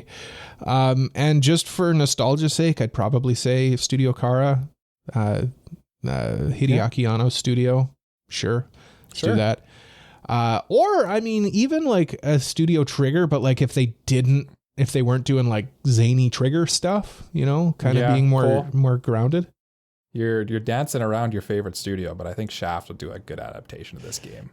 I don't know. Too action heavy, I think. I was thinking like Production IG. Production IG. Production as IG well. would be the obvious choice, I think. Yeah, Production IG would be the obvious choice, but I didn't want to triple dip on Production IG. Or A1 would do a mid adaptation of this. They do a fine. Yeah. A1 would never ever be my dream studio for anything. They're so good at making just like an okay adaptation of something. It's like they do a good job, except when they made Too Many Losing Heroines, and for some reason that was like fantastic. Yeah, I think with my Shaft recommendation, I'm just kind of picturing like I think they could do it. I'm thinking of like Madoka Magica. The fights in that are sweet. I really think they could just like stop thinking of Monogatari and March Comes in Like a Lion and start remembering Madoka Magica. Yeah, and I think that helps you a little bit. And the horror aspects of it, I feel like Shaft could do a good like horror anime. I think, like their direction and stuff, would really lend itself well. I like that pick too, Mike. That's good. You. You know what? I'm going Shaft. One of my favorite games. Favorite studio. Take the Shaft, Cole. Taking the Shaft. Give me the Shaft. Yeah. Okay, Jay. Number 2. My number 2 favorite game of all time. Mike talked about Black and White. I'm going to talk about the best gen ever, Gen 3, Pokemon Emerald. I have so many memories playing this game. The best set of gym leaders, best set of starters, best decks. Not the best region, but like I still Hoenn holds I like Hoenn. Too much water though. 7 out of 10. Yeah, 7.8 out of 10. Hoenn holds a special place in my heart.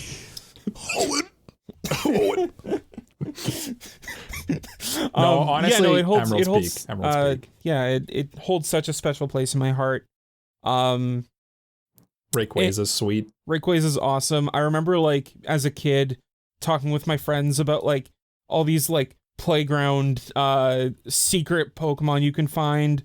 Yeah. Being like, oh, if you go here, you can catch Deoxys, which like it was locked behind a vent, but like who cares? We're kids. Exactly. And like, which button did you hold? What was your trick to make the Pokeball catch better? Back in those days? I would hold up A and B. Up A and B. Okay, yeah. I was always down and A. Okay. Because you're holding it down to keep the ball closed, you know? Yeah, and then there was one time where like I was like, no, that doesn't work. So like I started adopting a habit of if you look away from the screen, it'll work. That too as well. You can't watch it. But I think you're onto something here. And then this is like true. Like this is the last game on the Game Boy Advanced and then like the 16-bit era. Mm-hmm. And I think that has some magic to it. So it was like the peak of what they could do with 16-bit. And it's great. And then like kind of like what Cole was saying about Super Mario World, like the soundtrack in this game is great. Oh, it's great. Like every Pokemon game kind of has like its signature instrument. Like I think of Gen 4 having the piano. This is the trumpet. And it like I think of like the Elite Four. I think of like the boss fight with Maxie and Archie. I think of there's one other that is like a huge meme, but I can't remember which one it is specifically. Then like I also think of like Little Root Town. Yeah, the theme for that. And just it's an iconic game. It's got everything in this game is iconic, which is great. If you haven't played Pokemon Emerald, play Pokemon Emerald. Yeah. This is the one I recommend to someone as like, if I want to play like old school Pokemon, which one do I play? Pokemon Emerald would be the best one. Emerald. Everyone says, this is my hot take. Everyone says like Heart Gold and Soul Silver are the quintessential Pokemon games. I disagree. It's Emerald. Like you also got the Battlefront tier in there, which will take up so much of your time. The level scaling isn't as atrocious as it is in Johto. Just there's so much content in this game. It's fantastic. As for an anime, so back like a couple years ago, Pokemon released a series called Pokemon Origins about Red traveling through. Yeah. Oh, Jay. Traveling through Kanto and like basically his story. And then they only did Kanto and nothing else. And only 4 episodes. And it was only 4 episodes. Yeah. We need more of that. And I want that in those are Hoenn. good. That'd be sweet. Like an actual like actually follows the games more than the anime does. That'd be sweet. I'd be here for that. And so the studio that did Pokemon Origins was Production IG, Zebek, and OLM. So like I think OLM pretty much has done most Pokemon things for a long time. So so like I guess them, but my sneak pick is Studio Bind. Okay. Be really Big Bind fan. Big Bind guy. Yeah. Yeah. Just like, you know, the fantasy aspect of it, I feel like they do a good job with like creature designs or creature animation and that. So. Yep. Yeah. Nice. Yeah. Mike. My numero number 2. Tuno. Yeah. Numero Tuno. Now, por favor. This is a game that's people have been like, hey, when's this game going to come up? Persona 5. Persona 5 is my number 2 game of all time. I think this game is the perfect JRPG. I don't know what you'd change about it. It has incredible characters. It's so stylistic and bombastic. The soundtrack is amazing. The gameplay is fun. The gameplay loop is fun. You can also like, you can go as deep or as shallow as you want into this. It's a super, super long game. Like I was tempted to put Royal as this, but I'm just putting Persona 5 as a catch-all.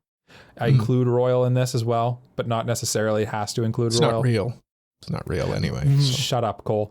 I think that it is a perfect JRPG, and I think there's a reason they've made this game. They've released this game like 17 times in 17 different ways because it's How are fantastic. they going to follow this up? They've milked it. Yeah. How would they follow up the perfect game? The question is, I don't know. I don't know. Redo old games, I guess. Yeah, I guess is the answer. They're too scared to follow it up that they just start redoing old ones. There have been so many rumors of Persona 6 on the way. So like Yeah, for It'll years though. It'll be on next gen if it's ever going to come. Yeah. I just want to comment on your OST thing. Like, I think this game probably has the best OST. Period. Stop. In gaming. Stop. I think like all It's of the up there. Persona soundtracks are fantastic. They are. I just love this like fusion style, like J fusion, cool jazz stuff that it does. Oh, it's so perfect. Yeah, I can't think of a thing about this game that's not perfect. Honestly, it lets you do everything that you'd want to do. It lets you have fun while doing it as well, and it lets you enjoy this like cool world of these awesome characters that are so like interesting and unique, and you get to interact with them too. And it's long enough that when you beat it, you're still like satisfied, but you're ready to be done the game, which is nice about it. Yeah, exactly. Yeah. It also the thing that's so great about the Persona games is like it kind of feels like the quintessential role-playing game, because like not only are you role-playing as a character doing cool sweet stuff, but you're also living out their day-to-day life. Yeah. And getting to choose like what to do every day. And arguably the day-to-day stuff is more interesting than the game actually a lot of the times. Yeah, sometimes. Yeah. Well, it's more of that like time eating portion of it for sure. Yeah. Going into the palaces, you can usually just cruise through them in an in-game day. Yeah. And then you've got like a week to just kind of do whatever you want with the characters and the side characters. Like, I know people talk about how good they are, but like, how good are they? They feel so real. All of the different confidants that you can deal with, like, and the more time you spend with them, the more they get fleshed out, and you can spend as much time with those characters as little or as much as you want. Like, yeah. I'm starting to wonder if I should have put this at number 1, but will this make a good anime? Yes, it sort of already did. Maybe I made, you know what? I think all mine have anime almost. So anyway, I honestly, Persona 5 would make a great anime. As far as studio, Science Saru or Trigger or Shaft, one of those really stylistic ones. This is one where I mentioned it with Persona 3. Ufotable would make a terrific Persona 5 anime. Think of when you're watching like Demon Slayer with the like flames and the different like elemental powers and stuff that they animate in there. Yeah. Like if Ufotable got a hold of Persona, the actual personas themselves would do really good. How good would Arsene look done by Ufotable? Yeah. Ooh. I'm just thinking of like just even like the reality marble in Unlimited Blade Works and that fight between Shiro and Gilgamesh, like that. Yeah, you're onto something. Yeah, I could see Mappa actually doing a good job with it too. Mappa would do a good job too. Yeah, I really sold myself. I really sold myself on Ufotable when I thought of this, because I kind of went through your guys' list beforehand and kind of thought about who would do what, and that was one for me. It's so set already in its style that I think that basically it'd be just like an easy A for whatever studio got it. But except for that's A1. Enough. Except for A1. Yeah. Cole, what's your number 2? My number 2, complete opposite from Signalis. This was a huge game from a huge studio on a huge console. Ghost of Tsushima. What a great game. Kind of that they took the Assassin's Creed type of gameplay and just like made it good without all the stupid Ubisoft-isms. Jank from Ubisoft jank. Close to kind of like a Souls-light type of thing too. And I mean, it's cool. Ancient Japan. Awesome. And also, you're a like, samurai. The coolest thing about Ghost of Tsushima is like it was made with the intention of making you feel like you're playing through a samurai game or a samurai movie. Yeah. With like the Kurosawa mode. Mode. There's like zero HUD.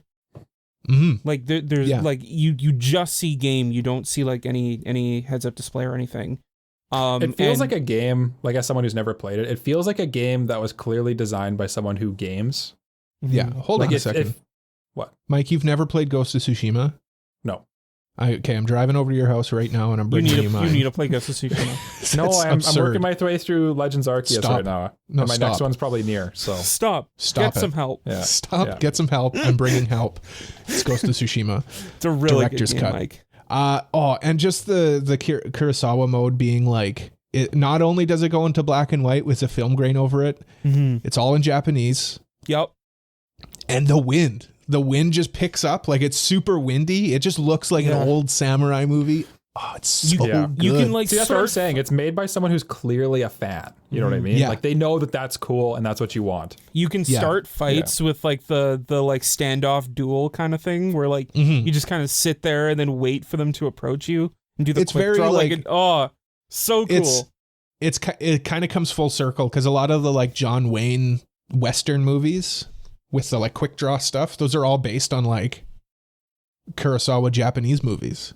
Mhm. And a lot of people don't realize that. And it kind of comes full circle because now you're playing like a quick draw, like if you had a gun, like who would draw first, but with samurai swords. Oh, it's such a Do good they ever game. do the classic like samurai thing of like No, classic no, anime it's thing? pretty grounded. It's Okay. a pretty grounded game. And then like the subtle things, like there's not really a like a tracker.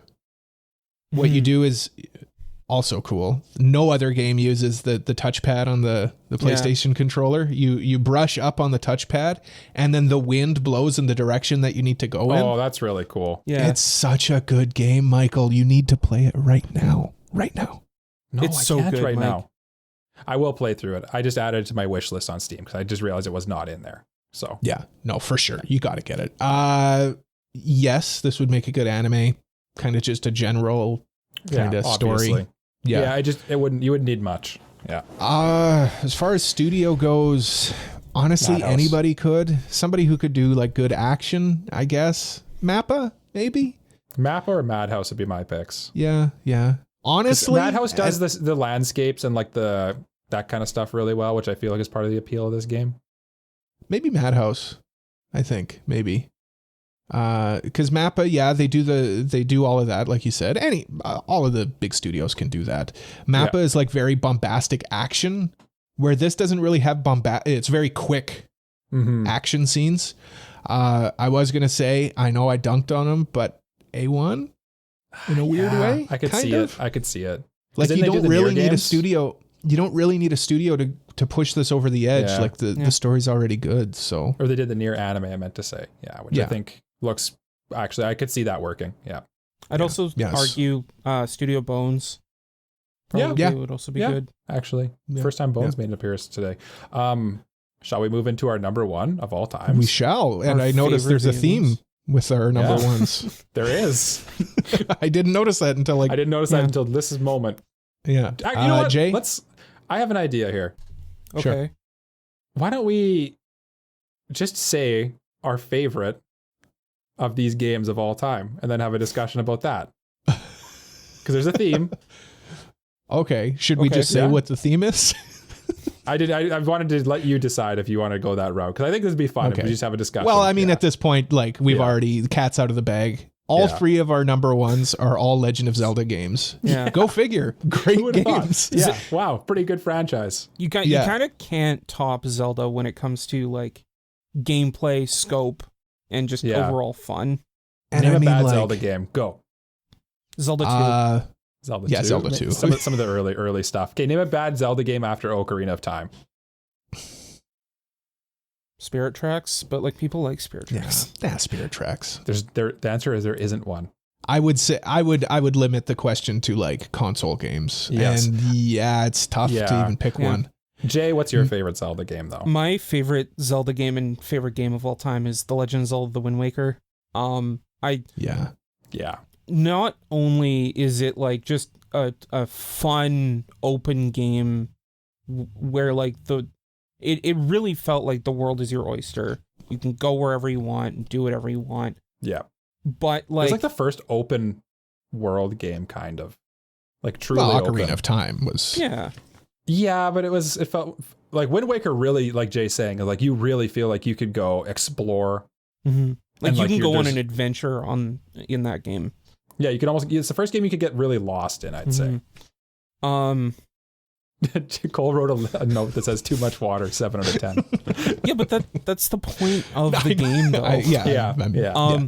But like, at the same time, like, just kind of the story, but mostly, getting lost in that world, and just the memories I had playing it as a kid. It was like one of the first games I'd ever played. And Still looks great for a GameCube game. For like a 20-year-old game, still looks great. Yeah, just with regards. That cell shading. And people complained about it when it first came out because like, oh, it looks so kiddie, but like it's probably the best looking Zelda game. Holds up. Because it's simplified it, right? The Toon Link is iconic for a reason. Oh yeah, 100%. It's like when they went from Twilight Princess back to kind of the anime style with Breath of the Wild, like because they countered hard with Twilight Princess after, and then those will hold up way 100%. more than Twilight Princess. And I like Twilight Princess. I like Twilight Princess. Twilight Princess is great, but like if you go back, like it's still a product of its time. Yeah, with how it looks. It's in that like edgy Transformers or mid 2000s era. Hard. And I think that's why they chose the style they did for Breath of the Wild, because like it's more timeless. Yeah. They relearn lessons that they already learned with Wind Waker. Exactly. Well, the reason they did Twilight Princess the way they did is because people complained about how it looked so like kiddie, and they wanted something more. They overcorrected. Yeah. More like Ocarina of Time. There was a game in between, you guys. Oh no, wait, was Skyward there? Sword. Skyward Sword was after Twilight Princess? Yeah, it was after Twilight Princess. It was on the Wii. Yeah. Twilight Princess. Twilight Princess was both GameCube and Wii. Yeah. Right. Yeah. Zelda has a long history of being on cross generations. Weirdly, there's like one that's cross generation, and then one that gets released on the generation. Yeah. But there is one that probably is the granddaddy of them all. Hold on. Jay's not done. Would this make a good? That's right. No, I'm not done. I just want to say I love the story of Wind Waker. It being, you're not the hero. Link in that game is not the hero. He becomes the hero. Yeah. He becomes somebody that the gods can. Yeah, you'd find the Triforce yourself. It's not you're the chosen one. You have to literally like go out, and I get it that quest is a little tedious, but it adds to the idea of adventure and just like finding your way through it. So I didn't really have a problem with it, and they also streamlined it in the remaster. So I mean, like, better. Would this make a good anime? Yes. I agree. I think it would be a fantastic anime, and the studio I'd give it to is Science Saru. Perfect. Because of like that cartoony style. I'm thinking of like Scott Pilgrim. Yep. Just nailed it. Excellent. No notes. 100%. Yeah. Mike, what Zelda game is your number one? Oh, okay. I'm allowed to say now. So Jay went with Wind Waker. I went older than that. I went with kind of the normie choice here, Ocarina of Time. Yeah, and that's because I am. There's a reason, because it's a perfect Zelda game. It is the original open world 3D Zelda game. It's the granddaddy. Yeah.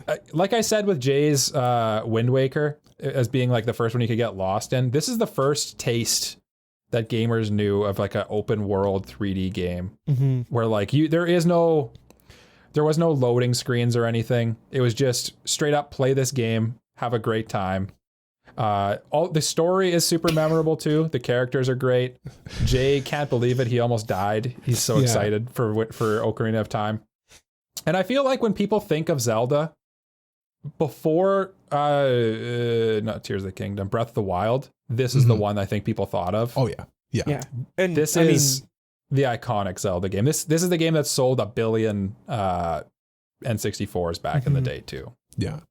Yeah, no, this game was like always in the conversation of which game is the best game of all time, right? Like, it's probably it's got to be in the top 10 of almost every list, I would think. And whenever people would be asked like, what's your favorite Zelda game, the answer was either always Majora's Mask or this, right? Like it was always this era, and there's a good reason for it. Ocarina of Time kind of revolutionized what you can do with an adventure game. Yeah. Yep. And it also managed to take in, it made me love an RPG, really, by making it like easy to understand for a kid, but also deep enough and fun enough for like an adult. Like I've gone back and played it. It holds up. It's great. Mm-hmm. I played it on the 3DS, but still good. Yeah. It is funny going back to replay it. Like it does feel a bit quaint. Like little? Yes. When you were a Yes. kid, it was like, oh my God, this huge open world. And now you Yeah. go and play it and it's like, this is it? It's a Yeah. big, Exactly. like Hyrule Yeah. Field is just a big open field and it's not that big, but I it's know. still, as a kid in the 90s. At the Oh my time, God. that was Yeah. massive. It was Yeah. massive at the Yeah. time. But yeah, you're right. You go back and play it after playing like Grand Theft Auto 5 and you're like, Yeah. Or, it's not as big as I Breath of remember. the Wild. Like Yeah. Yeah. Breath of the Wild just, this game walked so like Breath of the Wild could run. Yeah. Right? It It's set- the granddaddy, like you said. It set the precedent Mm-hmm. Mhm. for like the next 25 years of gaming. Yeah. No, it's great game. Yeah. Like Would it make a good anime? Probably less so than maybe the others, I'd say. The story's kind of a little too classic Nintendo Save the Princess, I think. But yeah, I don't. I mean, I think it's. they I think always are, but I think it wouldn't make an excellent anime. You could make an anime, but I don't think it needs it. I think it's fine on its own. This is more video game than anime, I'd say. yeah. But Cole, I yield to you. Tell us your favorite Zelda game Okay. and why it's your number one of all time. Just straight up before I say that, like Jay took the cake in terms of like Zelda story. Mm-hmm. I think I agree. the Wind Waker is the most engaging story of all the Zelda games. Also, But A Link to the regardless. Past is good too. Also, like the twist of like who Zelda is, like blew my mind as a kid.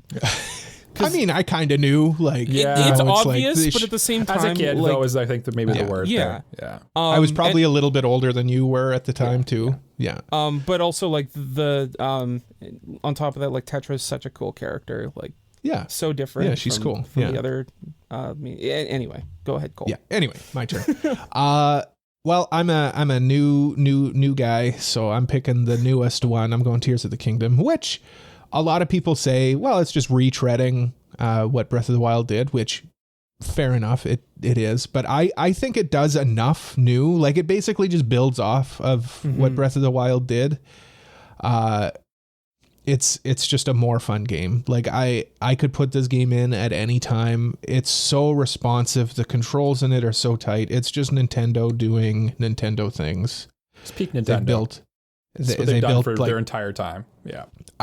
I don't think, like, I know you guys aren't the biggest on these ones, and that's fair, but I don't think you can comment on like the actual gameplay elements of it. Like the controls in this game are perfect.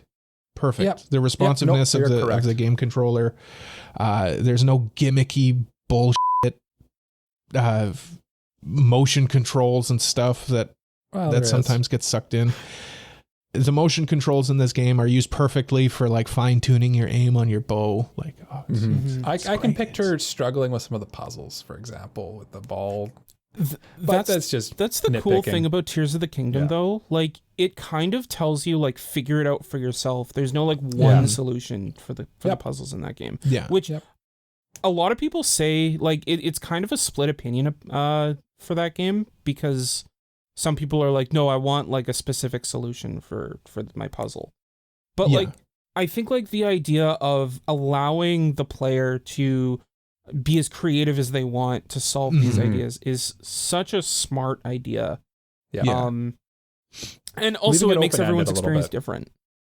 Well, and just like from like a development standpoint, like the fact that you can combine essentially any weapon with anything to make a different weapon How did they do that? on the Switch. Or From like a game design and like programming level, it's like it's impressive. That's they were or like the flexing fact their that like you can Nintendo C on it. you can fuse like basically any two things together, yeah. like in the world at all, and it works and it's seamless. yeah. Yeah.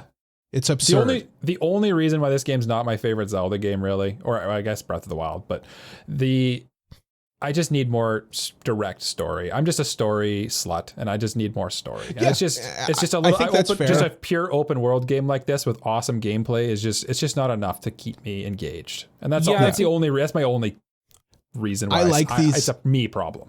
Yeah, I like these kind of sandbox games. Obviously, like Farming Simulator is on my list of top 5 games. Yeah.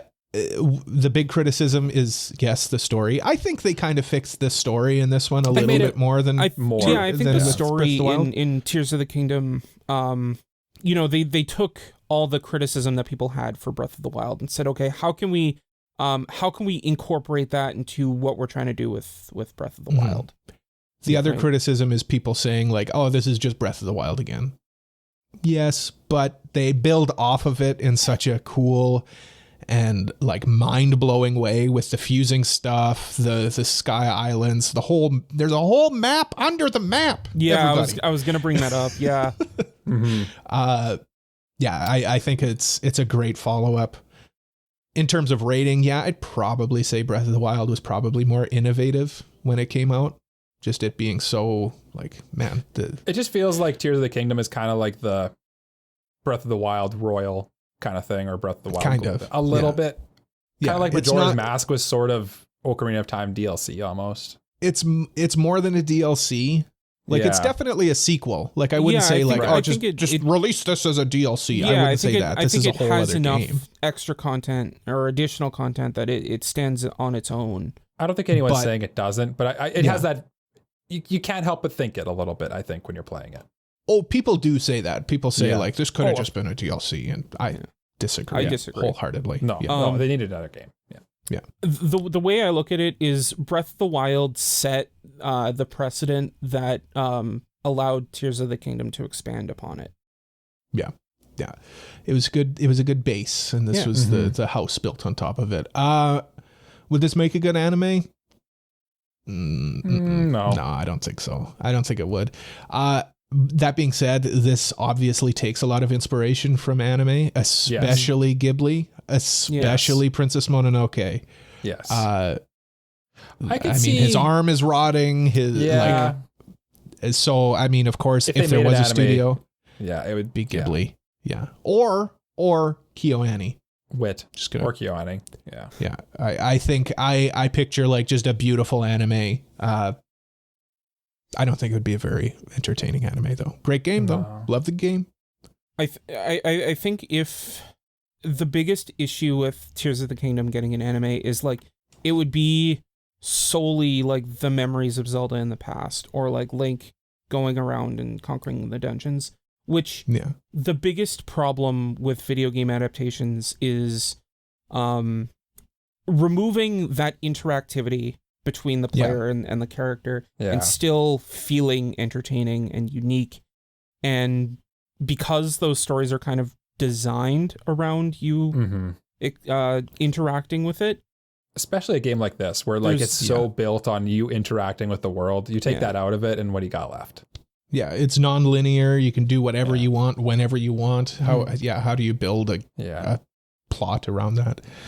But that's play Zelda games is the lesson here. What's your favorite Zelda game? What's your favorite game? Comment your favorite Zelda game. Tell us your favorite Zelda game. Or your favorite game. Yeah, okay, Jay. We all know everybody's favorite game is a Zelda game, though. Yeah. We all know that. Well, Zelda's just the best, like the net best series. 100%. That's probably true, actually. Yeah.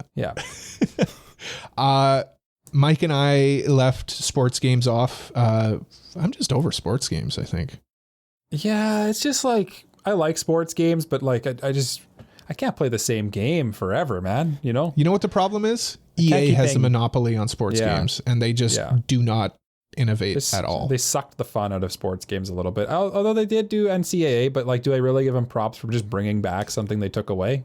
I don't know. That's what they do. This is gonna sound super gatekeepy, but like I always consider like sports games and Call of Duty and games like that kind of like in their own separate category.